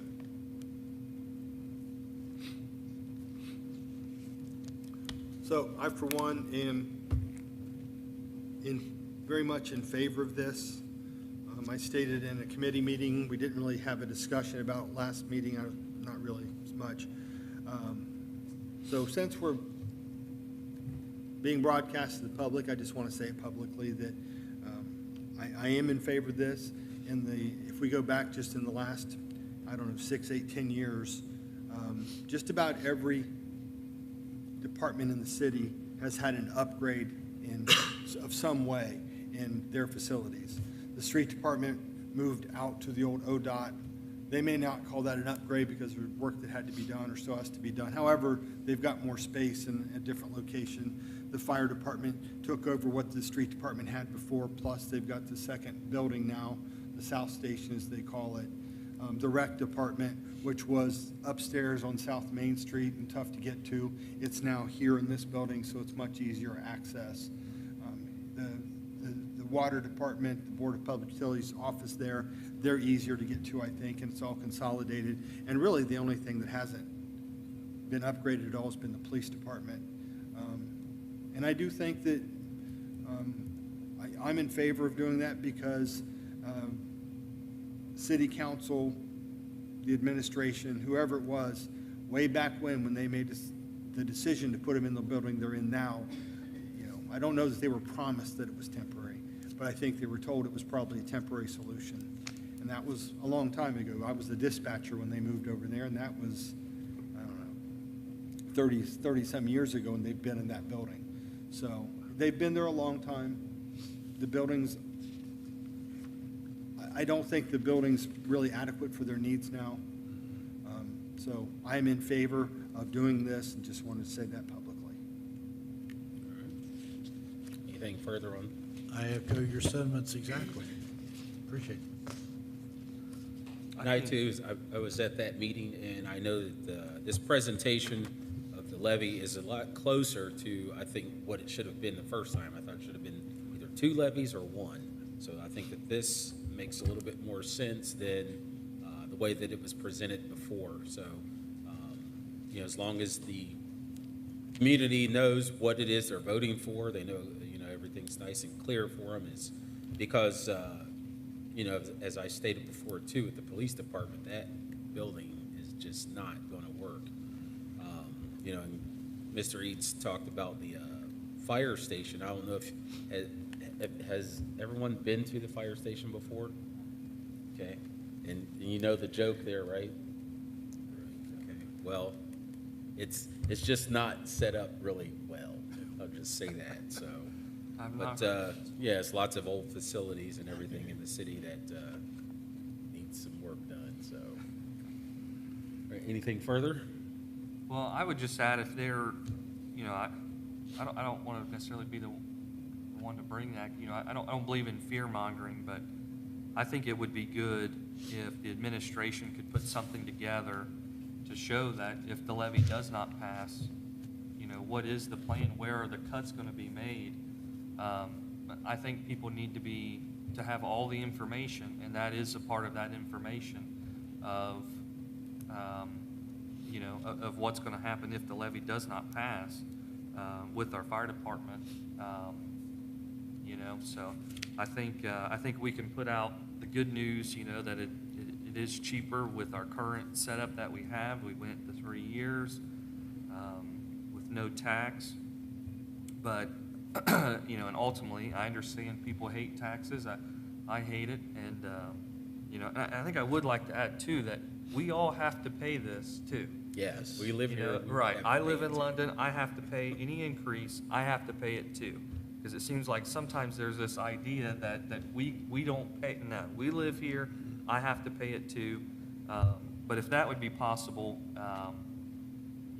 if something could be brought for the next meeting, just to help people to have a good idea of why we're doing what we're doing, because of not just, it's mainly because of needs. We're not just looking to upgrade the fire station just for the fun of it or just because we want to. The station is meeting its needs, and so. Anything else? Well, I think you bring up a good point, and I don't want to be a fearmonger either. However, we have the auditor here who, without us saying, she may not have a report in front of her, but I have a feeling she probably has a pretty good idea that without the influx of the money from the American Recovery Plan, where the fire department would be right now, and how we're looking forward. Can you speak on that at all? Were you willing to? Unprepared? Well, so we've discussed these in meetings, but you're here. I'm going to get it straight from the horse's mouth, so to speak. So if without the ARP money that we've given to the fire department this year, where would the fire department's budget be by the end of this year? It would definitely be negative. I don't have a specific figure in front of me, but we would have to make cuts, or general fund would have to fund them. Point blank. There are no other options. Okay? And moving forward, that's not going to get any better next year. No. We did talk about in safety meetings some of this and some of the options that a failure of the levy would produce possibly. And that was some of the things. I don't want to speak for Chief Eads, but he did mention a few things. Right now, the billing happens by soft billing, which means they accept what the insurance reimburses them for. And there's hard billing, which they could start pursuing hard billing, which would be billing private owners for additional costs that the insurance didn't cover. And that would produce, added revenue. The other thing he talked about was, possibility of losing some employees or minimizing, I guess, the Center Street station. So, those are things that people would need to think about if, not trying to scare people either, but those are realities of, sustaining the fire and EMS department. And I'm not sure how much that type of income tax would produce as far as revenue. I think the chief has gone over it before, but I don't remember the numbers. We've Did- had, He did say also that the runs that they've had, 85% of those have been EMS. EMS and are billable, which is a good thing, but there's still, I guess, shortcomings as Which far as. I'll comment to the hard billing. That is not fun. I lived in Findlay, and that happened to me, and that was not a fun bill. Many don't know I have a heart condition. It was the most expensive 3 miles of my life. Well, the other thing he did mention was, right now, we provide transportation to other hospitals, and that could possibly be eliminated. You know, There's the numbers if you want them. I'm not sure what those. Okay. We had, memory serves me correctly, I think I can read my own printing here. 1,412 runs altogether. Looks like there's been 800 transports, 67 Doctors West, 19 to OSU, 18 went to Grove City, and 722 of them went, I believe, to Madison Hospital. But So that could change too, if people are preferring to go to a certain hospital, that could be eliminated. we got a good squad, we got good people. We have a situation where I live, we have a lot of senior citizens there. I'm a senior citizen myself. But possibility, a realm of possibility that the squad may have to come from Summerford Township or from, what's the little town out there? Summerford's that way. Yeah, Summerford's that way. Newport. Newport, Lafayette. Newport, Newport, yeah. Your squads may have to come from there. You're talking, and I'm not trying to throw fear out, but you're talking another 7, 8, 10 minutes. That's the difference in a life. And if you get stopped by a train, add another 5 minutes. But we need our squads, we need our fire department, we need our police. Thin blue line, gotta have them, gotta have them. All right. Anything else we have for 15322? Okay. On to Resolution 15422, a motion to read by title or number. So moved. Second. Clerk, please read the resolution. Resolution 15422, sponsored by Josh Peters, a resolution to place the issue of increasing the municipal income tax by 0.40 of 1% per annum for a continuing period of time as provided in Ordinance 15322 on the ballot at the election to be held on November 8, 2022, and directing the Board of Elections of Madison County, Ohio to conduct such election and declaring an emergency. So basically, this is if ordinance number 15322 passes, 15422 we'd have to pass that to take it on to, or pass it on to the Board of Elections to vote. Okay. All right, any discussion on 15422? Okay, on to our new business. Resolution 15522, a motion to read by title or number. So moved. Second. Okay, clerk, please read the resolution. Resolution 15522, sponsored by Josh Peters and Henry Comer, a resolution increasing appropriations. This is donation money from the Cobra Club. They donated $6,000 to the police department. We just need to appropriate that increase. Okay. I think that's up 1,000 from last year. I think it is. Yeah, that is an amazing number, just, you know, as a donation to the city. That's really awesome to the police department. And they do a donation every year, so that's really nice that they do that. And that would be good for the police department to have those dollars to be able to use those. Nice donation. All right, and this does not have an emergency clause on it, so we want to leave that on. I would make a motion to suspend the three reading rule. I'll second it. Okay, first and second. Clerk, please take the roll call for suspension. Hitt, Yes. Stahl, Yes. Smith, Yes. Eads, Yes. Peters, Yes. Robinson. Hayes. Yes. Move to adopt. Second. All right, first and second for adoption. Clerk, please take the roll call for adoption. Stahl, Yes. Smith, Yes. Eads. Yes. Peters, Yes. Robinson. Yes. Hayes. Yes. Hitt. Yes. All right, thank you. On to Resolution 15622, a motion to read by title or number. So moved. Second. Okay, clerk, please read the resolution. Resolution 15622, sponsored by Josh Peters and Henry Comer, a resolution increasing appropriations. This is the same thing, but this donation is going to the fire department, the same amount, $6,000. So the Cobra Club, donated to our safety services a total of $12,000. I think it'd be good if we could somehow try to get this more in the public. Sometimes you hear people upset about some of the Strawberry Festival, $12,000 being donated. That's great.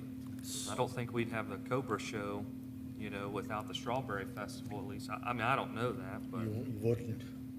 yeah. I'd make a motion to bypass three reading rule on it. Second. All right, first and second for a suspension.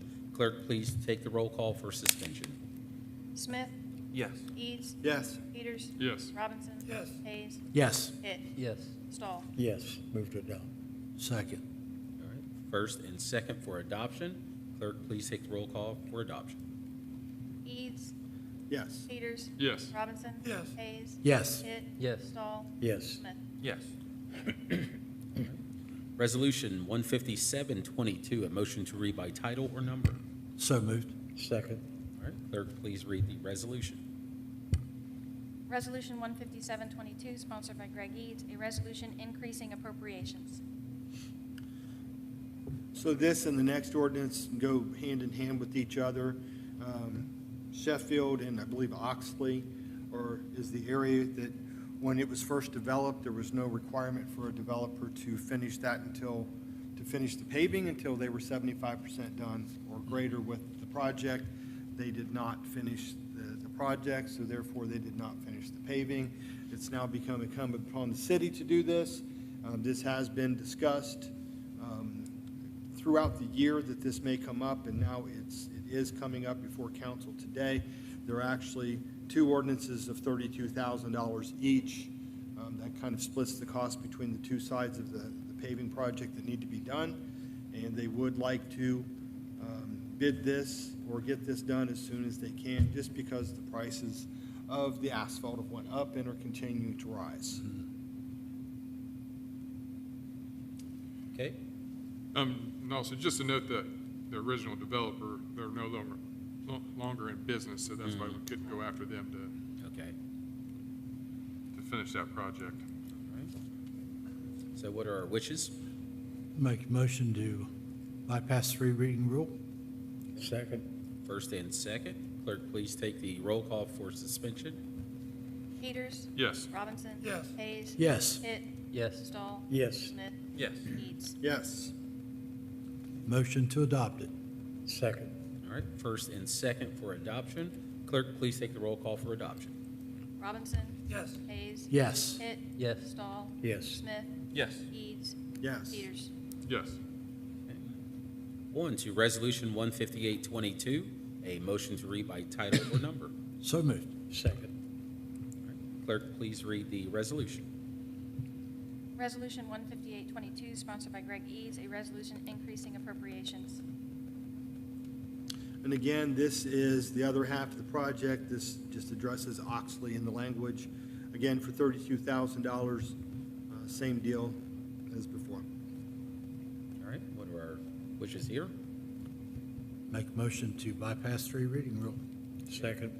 First and second for suspension. Clerk, please take the roll call. Hayes. Yes. Hitt. Yes. Stahl. Yes. Smith. Yes. Eads. Yes. Peters. Yes. Robinson. Yes. Move to adopt. Second. All right, first and second for adoption. Clerk, please take the roll call for adoption. Hitt. Yes. Stahl. Yes. Smith. Yes. Eads. Yes. Peters. Yes. Robinson. Yes. Hayes. Yes. Okay, on to Resolution 15922. A motion to read by title or number. So moved. Second. Clerk, please read the resolution. Resolution 15922, sponsored by Greg Eads, a resolution increasing appropriations. So the next three ordinances all have to do with appropriations for the police department. I appreciate the fact when a department head has a plan in place and they try to work the plan and they kind of know what things are going to happen. I believe this is what's happening here. I'm not sure that this was quite the plan that he had for replacement. He may have expected this to last a little bit longer, but they do have body cams that are down, and they've looked at others, and I think they're going to stay with the same company that they had. But that's where we're at with this. I think that they were going to try to replace a number of body cams. I asked how many they had. They had more than I expected, honestly. But they do need the $20,000 to replace the ones that are down. Is that going to replace all of those, Kenna, do you remember? Yes, you're right. Yeah. So, yeah, thank you for that.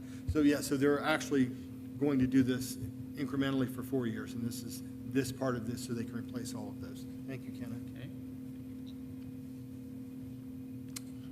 Any further questions? All right, Make a motion to bypass three reading rule. Second. all right, first and second for suspension. Clerk, please take the roll call for suspension. Stahl. Yes. Smith. Yes. Eads. Yes. Peters. Yes. Robinson. Yes. Hayes. Yes. Hitt. Yes. Move to adopt. Second. All right, first and second for adoption. Clerk, please take the roll call for adoption. Smith. Yes. Eads. Yes. Peters. Yes. Robinson. Yes. Hayes. Yes. Hitt. Yes. Stahl. Yes. Resolution 16022, a motion to read by title or number. So moved. Second. All right, clerk, please read the resolution. Resolution 16022, sponsored by Greg Eads, a resolution increasing appropriations. So another of the three that our police chief has planned for, from what I understand, he's tried to stay on a schedule of one new cruiser a year. So they are asking for that now to try to order the cruiser before the end of the year. I guess last year it was delayed a little bit. They didn't get the cruiser till a little bit later. But so this is just him working the plan. We're appropriating money to do that. And there you go, fellas. All right. Still Fords, right? I don't know. I'll make the motion to bypass the three reading rule. Okay, Second. first and second for suspension. Clerk, please take the roll call. Eads. Yes. Peters. Yes. Robinson. Yes. Hayes. Yes. Hitt. Yes. Stahl. Yes. Smith. Yes. Move to adopt. Second. All right, first and second for adoption. Clerk, please take the roll call for adoption. Peters. Yes. Robinson. Yes. Hayes. Yes. Hitt. Yes. Stahl. Yes. Smith. Yes. Eads. Yes. Okay. Resolution 16122, a motion to read by title or number. So moved. Second. All right, clerk, please read the resolution. Resolution 16122, sponsored by Greg Eads, a resolution increasing appropriations. And this is the third of the trifecta for the night for the police department. This is for tasers. And they're trying to systematically replace things as they need to. They do have a number of tasers that are not working correctly. There are a few officers that are not wearing a taser because they don't have enough to go around, including the chief and I believe detectives. They don't have a taser. I don't think the chief's too worried about that, but they do want to replace these and get these done. So again, this is the third item that they've brought up for the budget tonight. And I did just want to note too that they would, look at other options, maybe to fix the tasers, things like that, but they were out of date, so there were no parts to really do that. So this was the option was to replace those. Make a motion to suspend the three reading rule. Second. All right. Clerk, please take the roll call for suspension. Robinson? Yes. Hayes? Yes. Hitt? Yes. Stahl? Yes. Smith? Yes. Keats? Yes. Peters? Yes. Motion to adopt it. Second. All right, first and second for adoption. Clerk, please take the roll call for adoption. Hayes? Yes. Hitt? Yes. Stahl? Yes. Smith? Yes. Keats? Yes. Peters? Yes. Robinson? Yes. Resolution 16222, a motion to read by title or number. So moved. Second. Clerk, please read the resolution. Resolution 16222, sponsored by Henry Comer.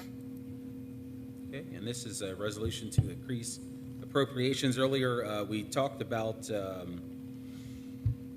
building and zoning, about getting someone more full-time that could actually enforce the laws in the city to, as far as building codes, so that they could actually make an effective attempt to get things done here in the city so it looks better, gets it cleaned up, and actually has teeth behind it to get these things done, which we don't currently have. I think our current building zoning person works about 8 hours per week. This is to increase it to 20 hours per week. And the West Jeff Building and Zoning Department, they do have the manpower to oversee that, and they're also working in other places, like they're also over the code enforcement for Mount Sterling. And I don't know if you've been through there, but it has cleaned up quite a bit in the past couple years, and you can really tell you. As a matter of fact, when I talked to them, I used Mount Sterling as an example, and they said that's one of them that we do. So I know that what they do is effective, and I'd like to see, how it can help us here in our city, because it is one of the big things we talk about, especially in our downtown and around with the empty buildings and everything like that. So really like to see that. And this would increase through the end of the year for $11,500, and it would increase what we pay to building and zoning in West Jefferson, amount of $23,000 per year for a code enforcement officer for 20 hours per week. So that's a substantial increase. All right, have any further questions or comments? So it's 23 is what it's going to? 1,000. That's what it's adding. Yeah, adding 23,000. An additional 20? In addition to, Oh, yeah, Yeah. Okay. for the current zoning that they have, he may not be able to handle those hours, so they may also be looking for a Higher, new okay. person that can accommodate those hours as well, so. I Mr. had President, something. oh, go ahead, I'm sorry, Andy. Oh, we discussed this in safety meeting also. and Okay. I guess you're increasing hours, so you're identifying more areas that need fixed, I guess, around town. But it seems like the process to get those things done is kind of a long process, and it takes a while. So and if we're going to pass this, I'd like to see if it's possible to speed up the process of getting sidewalks repaired or lawns mowed or that kind of thing, right? We're setting up a situation where you can identify more issues, but not a way to fix them in a more timely manner. Yeah. I think you That's a have good to point. follow, I didn't mean to interrupt, but I think you have to follow ORC code on that. From what I've had, or some discussions I've had, there's a certain guidelines that are set up through the ORC that you have to basically go with, and you can't change them very much. You have to stay within those guidelines. So it may be such a thing, it may have to change, the State House may have to change some of this stuff, but I like to see it changed because it takes forever and ever to get grass mowed. And I mean, by the time you get it done, you got to start all over again. And it's just like, you're like 2 steps forward and 4 steps back. So I agree with Mr. Hitt. I think it needs to be stepped up, but I think we're kind of in the grasp of the ORC with that. Yeah, and I agree too that, these things should be done. If there's any way we can have it done more timely. Yeah, not just grass, but Yeah, I think David Mars had pictures of different areas around town that sidewalks. sidewalks and various things around town that are in disrepair. And one of the things that might draw people to London or downtown would be, improving the area or the aesthetics or the whatever of the town. Definitely. One thing I've noticed, and I keep forgetting to send Paul a picture, is the BP station. Their sign has been busted for months and months. And there's no call for that. There's no reason that they should be doing that. All right. Yeah, Mr. President? Yes. I understand why you want to do this. And actually, I'm in favor of it if it's going to do more things. However, I would like to give the public opportunity to speak on this as we're increasing salaries and something that they don't see. The general public doesn't really see this, who's doing this and for what reason. So I know that we have an emergency measure on that, which means it can take place and start the day after it's passed, but we don't necessarily have to suspend the rules tonight and suspend the 3 reading rules. We could leave it on, in my opinion, so that we can have at least one more meeting if the public wants to speak on this before we make a decision. Right, and we don't have to suspend it, but, just keep in mind too, this is something we have talked about for a very long time. And last time we were here, as a matter of fact, the mayor even said, hey, this is up to council. We want to get together and, create the salary and everything for that, and this is something that we have finally gotten moving, and it's something that he and I agreed on, so believe that. So it's up to you. What are your wishes, to leave that on or to go forward with it? And there is, I'm sure we still have time, but there is, from what I understand, like a timeline for the current building person to, be moving out before they would get another person in that position. Now, from what I understand, they're not moving him out. He's voluntarily, at a certain point, going to be leaving that position. So what are your wishes? It's up to council. I'll make a motion to suspend the 3 reading rule to get it rolling. Okay. And a second. I'll second it. All right, first and second. Clerk, please take the roll call for suspension. Hitt, Yes. Stahl, Yes. Smith, Yes. Eads, No? Yes. Robinson, Yeah. Hayes. Yes. Okay, and a motion to adopt, Second. or need a motion? Or Are you motioning to adopt? Yes. Okay, Second. and a second. All right, clerk, please take the roll call for adoption. Stahl, Yes. Smith, yes. Eads, Yes? Peters, Yes. Robinson, Yes. Hayes, Yes. Hitt. Yes. Okay. Resolution 16322, a motion to read by title or number. So moved. Second. All right, clerk, please read the resolution. Resolution 16322, sponsored by John Stahl, a resolution increasing appropriations.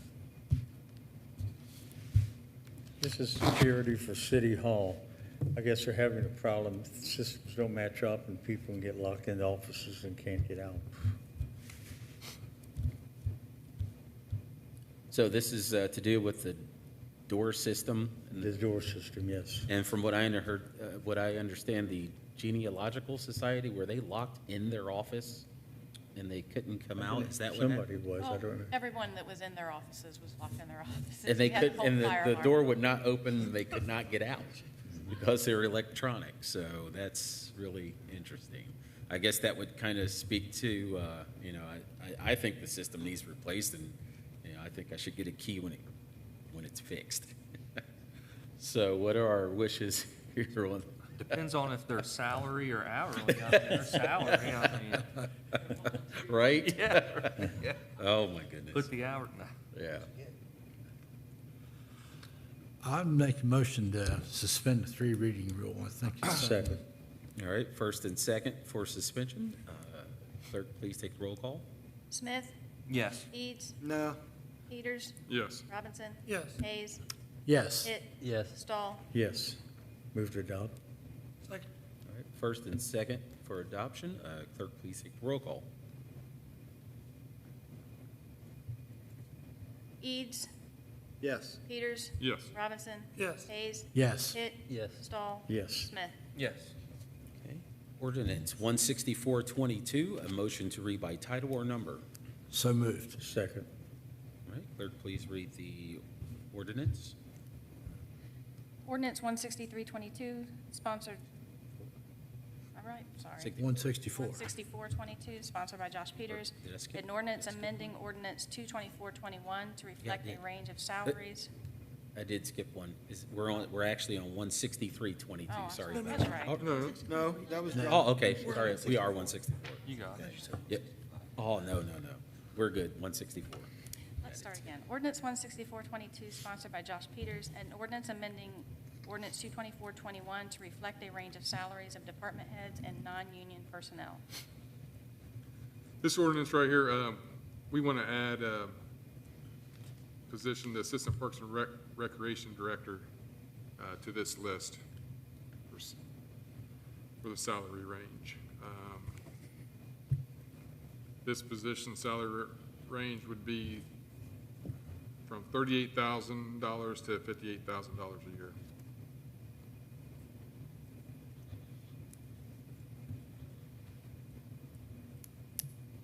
And this isn't the only change that we're making, is just adding the one position. Correct. And the one set of numbers. No other changes are on this.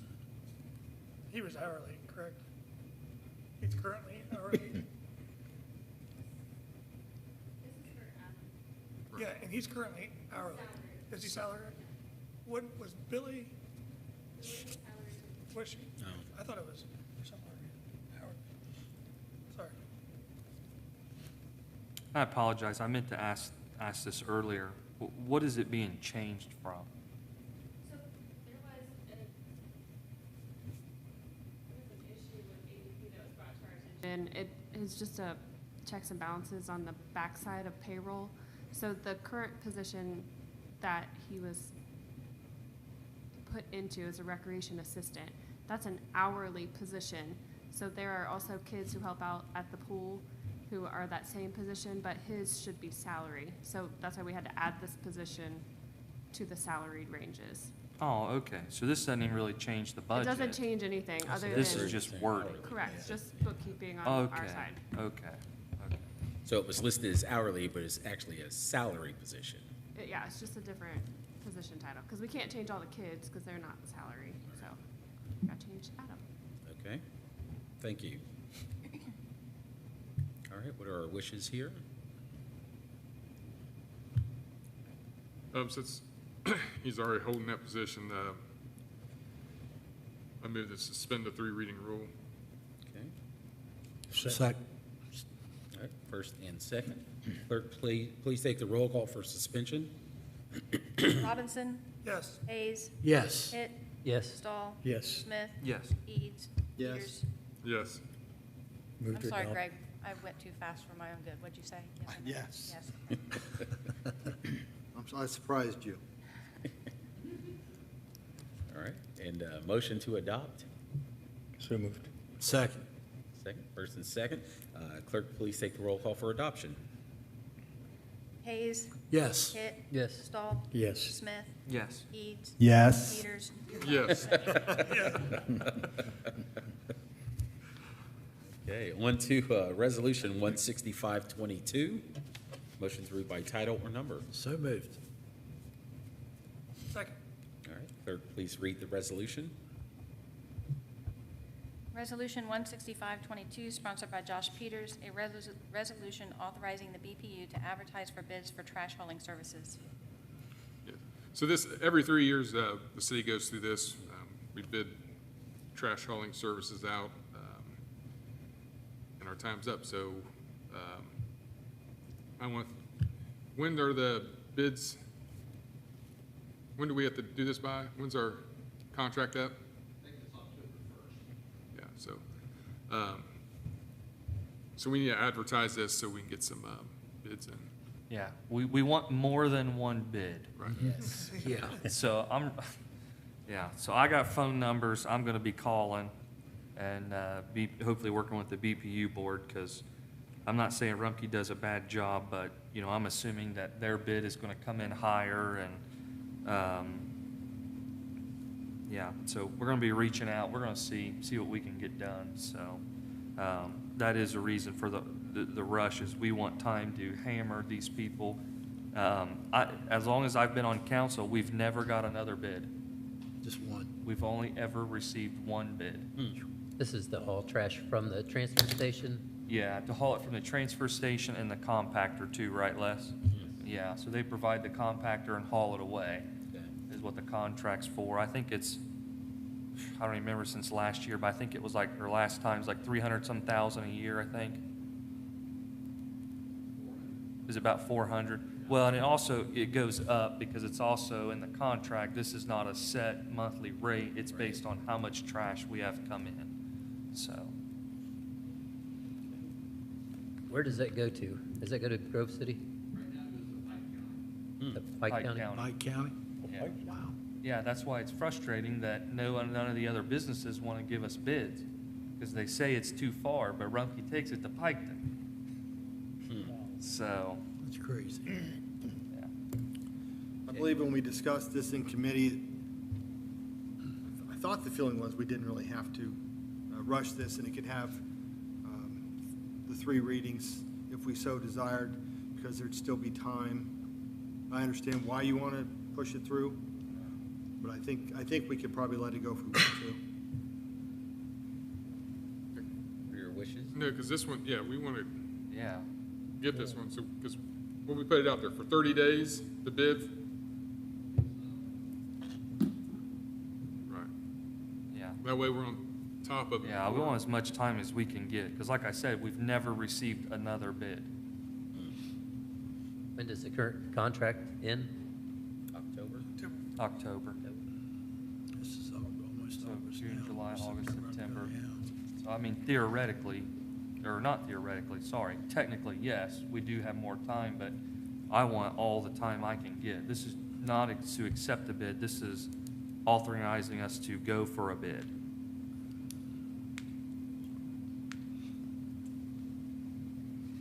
So, if there's no questions, I'll make a motion that we suspend the 3 reading rule for 16522. I'll second. First and second, clerk, please take the roll call. Eads, No, Peters, Yes, Yes. Hayes, Yes. Hitt, Yes. Stahl, Yes. Smith. Yes. Move to adopt. Second. All right, first, motion to adopt, and second, clerk, please take the roll call for adoption. Peters, yes, Yes. Hayes, Yes. Hitt, Yes. Stahl, Yes. Smith, Yes. Eads. yes, Okay, on to Resolution 16622, a motion to read by title or number. So moved. Second. Clerk, please read, oh, yeah, he said second. Clerk, please read the resolution. Resolution 16622, sponsored by Henry Comer, a resolution authorizing the Board of Public Utilities to drill a well with the cost in excess of the $25,000 limitation. Okay, this is to give get authorization for a BPU to begin drilling. This is to drill to hopefully find clean water. And what they'll do with that water is they will pump that water over to the current water plant that does not work. Right now at the water plant that's non-operational, there's lots of ammonia that's found. We can't use it. It's a brand new facility. The city's paying for it, and we haven't had 1 cup of water out of it yet. So this would potentially give us the opportunity to open that plant up with nice, fresh, clean water. But we need to give authorization to BPU so that they can begin drilling on the wells. And they're pretty confident that there's going to find some good water source there that they can pipe right over to the plant. Go ahead. My understanding is that there's a property owner close to where this well will be drilled Yeah, that that's, has offered to have the water tested. Yeah. It makes sense to me to have that water tested prior to drilling and possibly save that cost, or if that site's no good, why would we want to drill there if this other well's showing ammonia or whatever issues? This is what they did is the BPU they've been working on for a long time. What it was is they found maps that had aquifers that are pretty close to the plant. And so they have Corey Coburn right now is one of the property owners. Estimate about 5 acres, and where they're looking at drilling is wetlands, so, wouldn't be, very usable for him. We do know that the bacteria system will work. We do know that.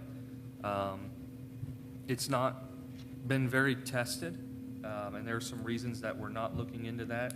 We do want to keep that at least for an option until all the negotiating is done and things like that. They had set up with Underhill. We've been waiting over a year. And I want to be fair, not all his fault. But we need to get the drilling done to find out if the water will work. So far as I know, there's no test that can be done without drilling. Am I correct, TJ? Yes, we need to test. Yeah, right. Yeah, we've got to drill. I thought Corey the property has a well on it, and he's offered for that water to be tested. I understand the well's not as deep as what the well would be that's drilling out at the other site. So the results might come back different, but. They could come back different, yes.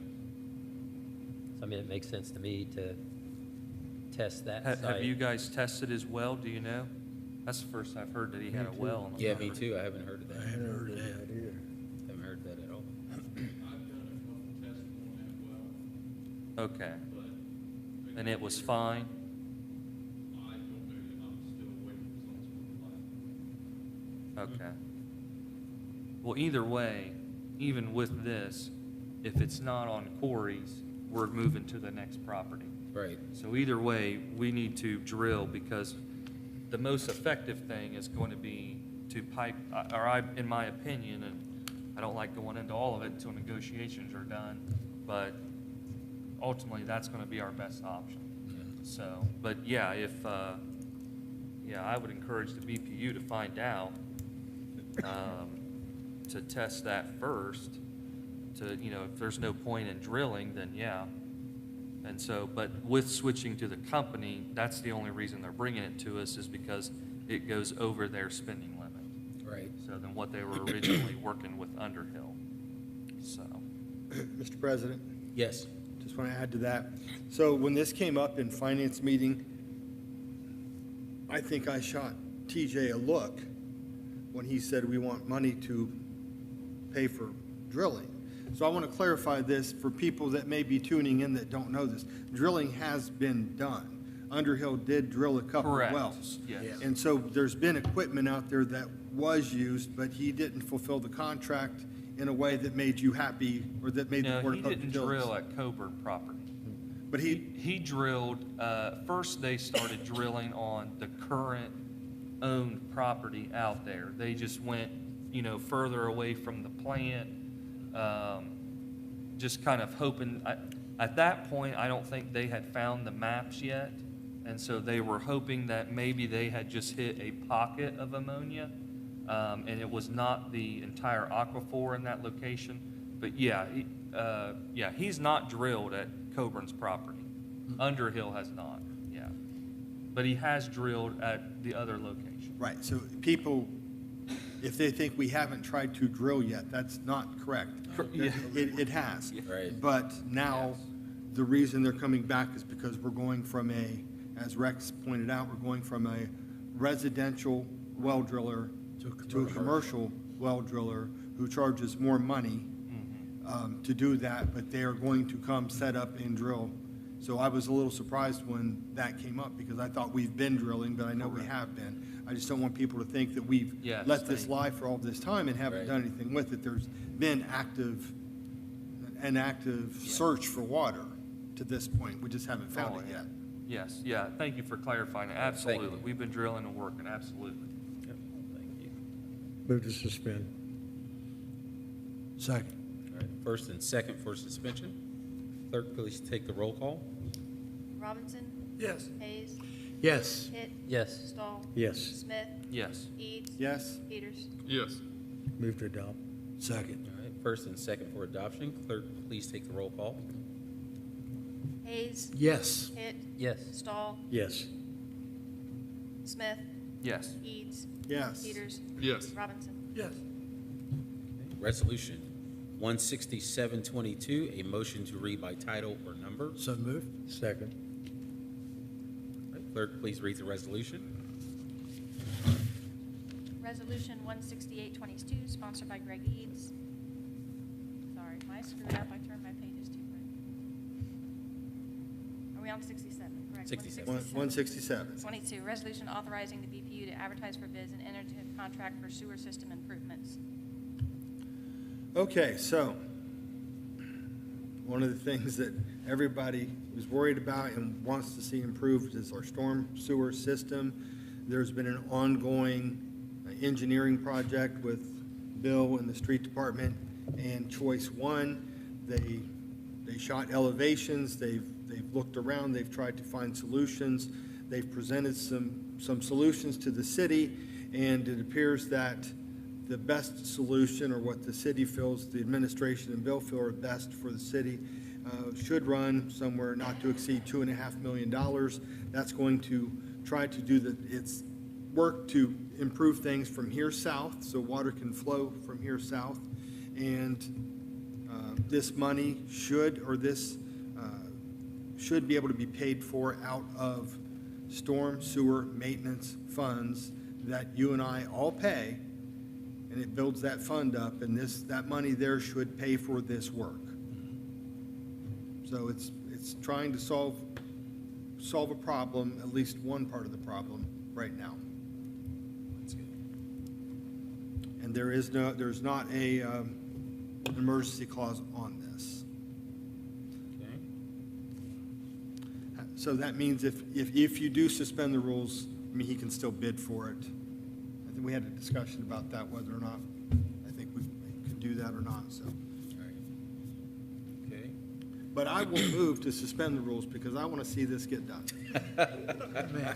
I'll second. I'll second. Second that Well, too. here's what I'm going to say. I'm going to say, a couple of meetings ago, I did say that, we're the council that needs to not kick the can down the road. So this is another one of those things where the can's been kicked down the road a couple times.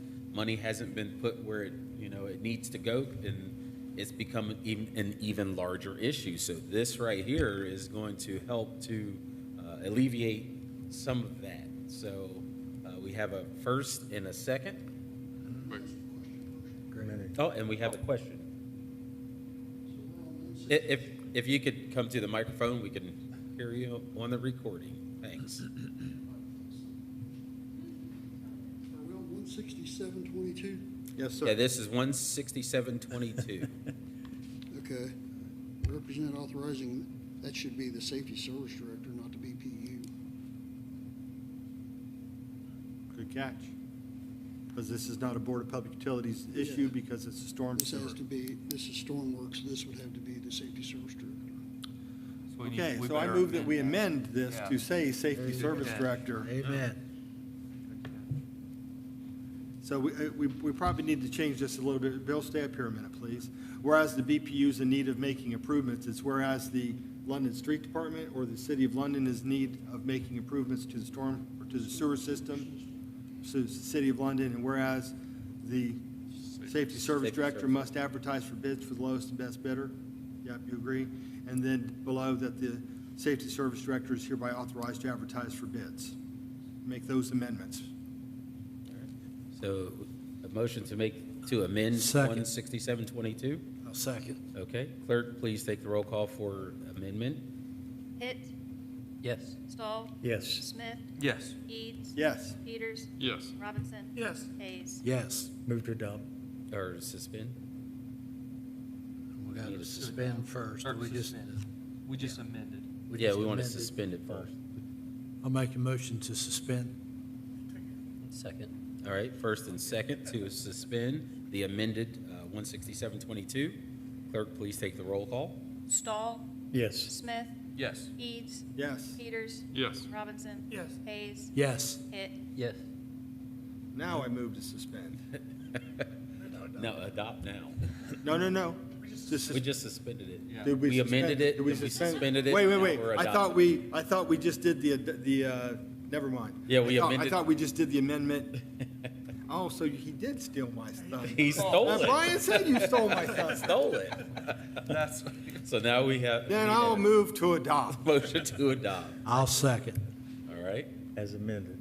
First and second, as amended, right? Clerk, please take the roll call. Smith, yes. Eads, Yes. Peters. Yes. Robinson. Yes. Hayes. Yes. Hitt. Yes. Stahl. Yes. Resolution 16822, a motion to read by title or number. So moved. Second. Clerk, please read the resolution. Resolution 16822, sponsored by Greg Eads, a resolution authorizing the Safety Service Director to advertise for bids for the installation of crosswalks. And I don't know that we need to amend this or not to install crosswalks, or is it pedestrian? We're not really installing the crosswalks. I think the state actually installs, are they going to paint the actual crosswalks, Bill? I'm sorry? Okay, so those are painted today. So what we need to install are the lighted pedestrian crossing signs. Do we want to fix that, or do we leave this the way it is? Because the bid's going out to install the lighted pedestrian signs. There's money there to pay for the signs. We don't have to appropriate that. But what we're looking for is to have this money, to have money appropriated, or pardon me, to accept a bid to see what it's going to cost to get those potential 24 lighted pedestrian signs installed. Now, one of the things that came up, we'll have to go back and talk about whether we need to amend this real quick, but one of the things that came up was, what was I thinking just now? Oh, whether or not we wanted to limit this number. So Rex had a number in mind based upon what it costs to install the traffic lights. But during our discussion on finance, we decided not to limit to this to a minimum or maximum to see where it comes in at. So where you might see that he would have that. So he's not accepting the bid. That will be a second piece of legislation. This is just to allow them to allow Rex to get bids and see where it comes in. Then it'll come back afterwards for us to accept it and move forward.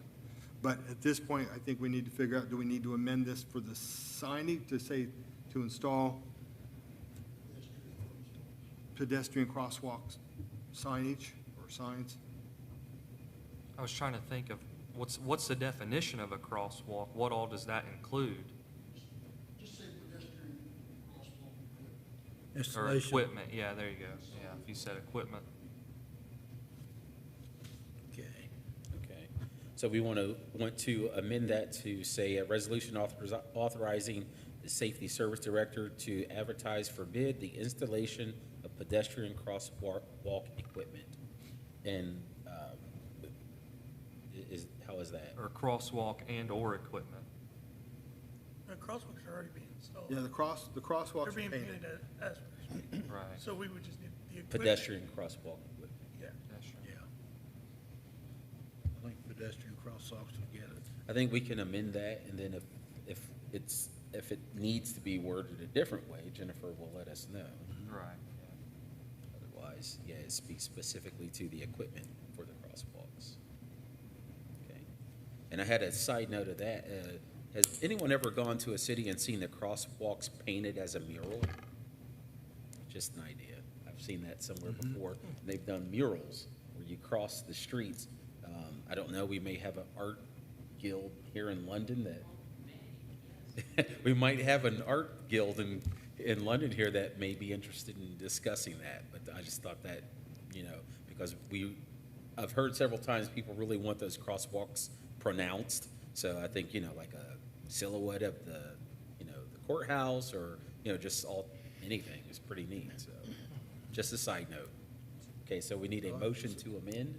Make a motion to amend Resolution 16822 to include bids for the installation of pedestrian crosswalks Equipment. Equipment. and equipment. Okay. Second. And a second. Or crosswalk equipment, which, Pedestrian crosswalk equipment. okay. All right. First. Second. And second, all right. And clerk, please take the roll call for amendment. Eads, Yes. Peters, Yes. Robinson. Yes. Hayes. Yes. Hitt. Yes. Stahl. Yes. Smith. Yes. Okay, and a motion to suspend. Make the motion to suspend the three reading rule. Second. All right, first and second. Clerk, please take the roll call for suspension. Peters, Yes. Robinson. Yes. Hayes. Yes. Hitt. Yes. Stahl. Yes. Smith. Yes. Eads. Yes. Okay, and a motion to adopt. Motion to adopt it. Second. All right, first and second. Clerk, please take the roll call for adoption. Robinson. Yes. Hayes. Yes. Hitt. Yes. Stahl. Yes. Smith. Yes. Eads. Yes. Peters. Yes. Okay, on to roundtable. We'll begin with Mr. Eat. Oh, boy. You're already warmed up. No doubt. Just a couple of things. We had a larger crowd. It's a shame that there's some people that came that didn't speak. I didn't know. I mean, I felt that they probably wanted to speak. Maybe they didn't understand what they had to do to sign in and be recognized, but they left before they had a chance to speak. So we have no idea why they were here. The couple that was here, Yeah, there was a lady there with kids on the Oh, yeah. right-hand side, and then there was a couple right in the middle in the back. So I don't know where they were here. And there was another couple. You spoke to that yeah, I gentleman spoke with them. They, prior to? yeah, I asked them if they wanted to speak or not, and they were not. Okay. He thought his wife may want to, but she didn't. Okay. And just a couple things that came up in discussion today that, just to readdress. I had the opportunity to speak with TJ months ago. This was when we had problems with softening water, and he stopped by to speak to me at my office. We did briefly talk about hydrants at that point. I do think there's a bit of a disconnect, and I think it probably is a safety issue in the long run, whether or not the hydrants, whether it's the Board of Public Utilities and the Water Department that handles the hydrants or the Fire Department. I think there's a little bit of a disconnect there. I've talked to firemen also in years past and time past. Hopefully, that's just something that gets straightened out between them. If you don't know, and TJ probably knows, the hydrants have been pressure tested in the past, but not for a number of years, possibly not for 6 or 8 years at this point. Depending on the cap on top of that, that tells the firemen how much pressure's in there. So if they go to a fire, they want to know that they've got the green cap. It's got the most fire, or the most water pressure, or it did when it was tested last. So hopefully this is a minor issue that between the fire department and the water department, they kind of get the list together. I think the fire department has said to me that they have a greater list of hydrants, a larger number. I think TJ says we have this many that are city-owned, and then I think the fire department knows where all of the hydrants are. Maybe they're on private property too. So, and I don't know if those get tested. So anyway, that came up earlier. Hopefully they get that worked out. And then Mr. Hitt, you and I are friends today because you would like to see the sidewalks repaired. I would like to see the sidewalks repaired. I have 2 articles sitting on my desk right now about other cities that have sidewalk repair programs. I would really like to see this. I would like to co-sponsor that with you because in other cities, and I'll just use London as an example for this, there's 4 wards, and we'll say the downtown could be a 5th specific area. They broke that up into a 5-year program, and they specifically looked at Ward 1, and they had their zoning officer go out, look at the sidewalks, find out what's wrong. Not only did they do that, they found a contractor up front before the work was done and said, we think we're going to have this much work, and they got bids. And so they told the people that their sidewalks were in bad shape on a scale of whatever it was, 1 to 10, or maybe it just needs repaired. And they gave them the option to repair it on their own. But when they didn't, these cities said, well, we are going to do it as of this date, and we are going to bill you for this. And they gave them the price, like per panel price. So like, I think I seen it was $180 for a 4-foot by 6-foot panel. I've been told a lot of these folks couldn't go find that cheaper on their own because that's such a small job, but if they contract with someone, that they could do that. And the bonus part of this is even though we would have to set money out to pay for it, we assess them and we get paid back. So it's really kind of a zero cost to the city in the long run, except for what we have to repair of our own, right? Because we need to repair our own too. So I just want to know, I'd like to talk to you about that later, and maybe we can co-sponsor that and look to move forward and make the city a little bit better. It's kind of along the lines of the grass cutting person would be assessed on their taxes to pay for it if they don't. Yeah, Contracted. yeah, you can do that too, yeah. So that's it. All right, thank you. Mr. Peters? We're going off Greg with the sidewalks. The city would have to repair all their own sidewalks before we can enforce other people's sidewalks. Because I know a lot of our city-owned sidewalks are in disrepair now, so. I agree. So hopefully citizens aren't getting any backlash on their sidewalks until we take care of our own. All right. But that's all I have. Okay. Mr. Robbins? I have nothing. Okay. Mr. Hayes? Long meeting. I am so proud of what we got done tonight. This is amazing. I'm just really proud of you guys. Just so happy we're, as Henry and I say, kicking the can down the road. We're taking responsibility, taking the bull by the horns, and taking care of stuff like we're supposed to. And I really appreciate that. Fire hydrants, I've already got on the list. Safety meeting, we'll talk about that. Talking about sidewalks, I got an email from a lady. Her sidewalks are coming up. They beveled up. She has a tree in her front of it. From the curb in, it's the homeowner's responsibility. So I went to the house, talked to the lady. Very nice lady. We had a good conversation.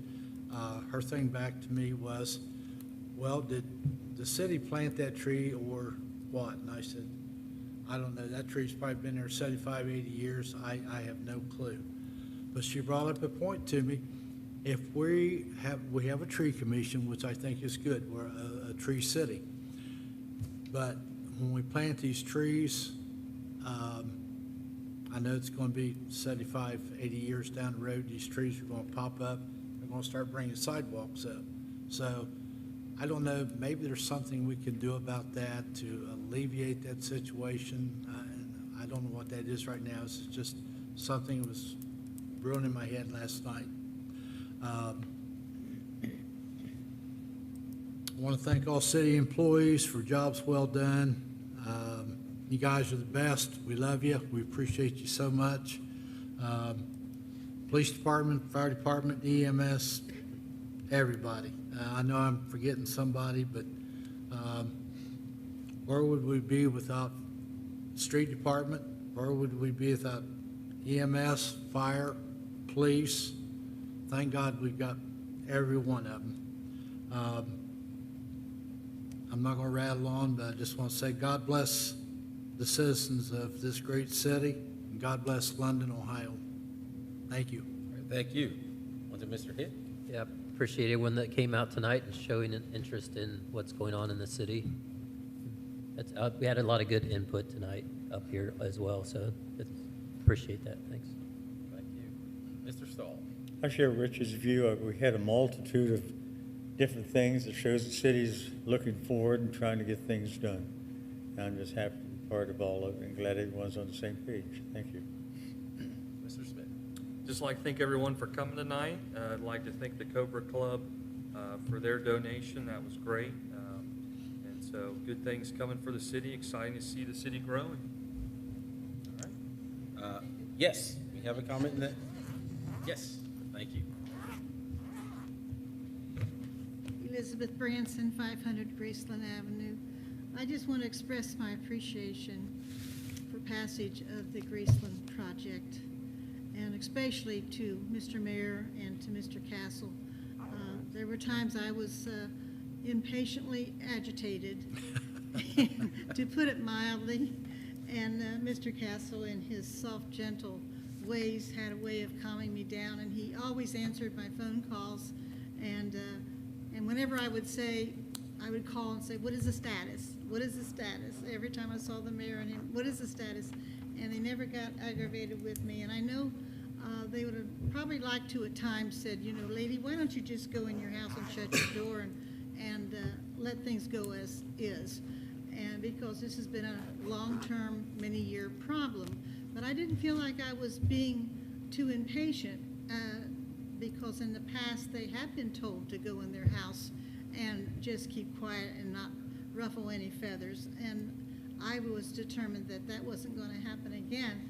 But I just appreciate all of you and your passing of that to alleviate our problems. And I know and I thank the neighborhood and all the neighbors that have chimed in and for the meetings that were brought up originally by Mr. Castle, the public meetings. All of this together has brought this to closure. So now I can give that project up and find another project that God leads me to. So you may see me again, but anyway, I'm not done. So thank you again. Thank you. Thank you. All right, yeah, we're getting lots of things done here. It's good to see that. Good to see everyone getting involved in what's happening in the city. In order for us to continue this way too, we're going to need the people on our side.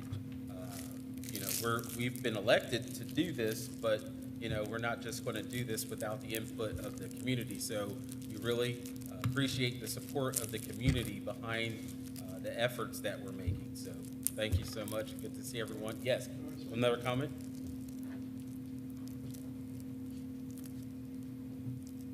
I'm Rick Pennington, live at 406 Graceland Avenue. Again, I thank you for the help with the drain situation. My yard is one of them that floods worst. And I thank you guys for working with us on this, and also Mr. Castle. I have two questions I'd like to ask. One, does anybody know when 56 is going to close? And two, I was going to ask if I could discuss it. Actually got an update from ODOT today. The project is delayed until August 8th. 56 will be closed August 8th for the same period as what it was originally going to be. Once that's completed, the two culverts go in, then the paving project will we'll finish. start. Okay, then the second So project. 56 will be closed until August 8th. No, starting August 8th. Starting Postponed, August yes. 8th. For Okay. 14 days. Start. 14 days. 14 Now, days. during from those 14 days, the only route we have around is out 56, out 40, back in 38 to the city. I understand that the city has a agreement with Summerford Squad to service any area. And this is something for your safety commission to bring up or to talk about. Is there a backup plan to get a squad or a fire department out there if Summerford is on the freeway addressing a wreck, which happens quite often? I mean, if you have to run out 38, 40, back down 56, you're losing a lot of time. And I know we got the township building over there. I didn't know if there's been some discussion of maybe parking a squad over there or a fire truck over there somehow because you have Bluebird, which is an elderly community, that anything could happen at any time. So just put it in the back of your mind. That's a long ways around. So I appreciate it and thank you. Thank you. Thank you. Thank you. All right. Anything else? Motion to adjourn? Motion to adjourn.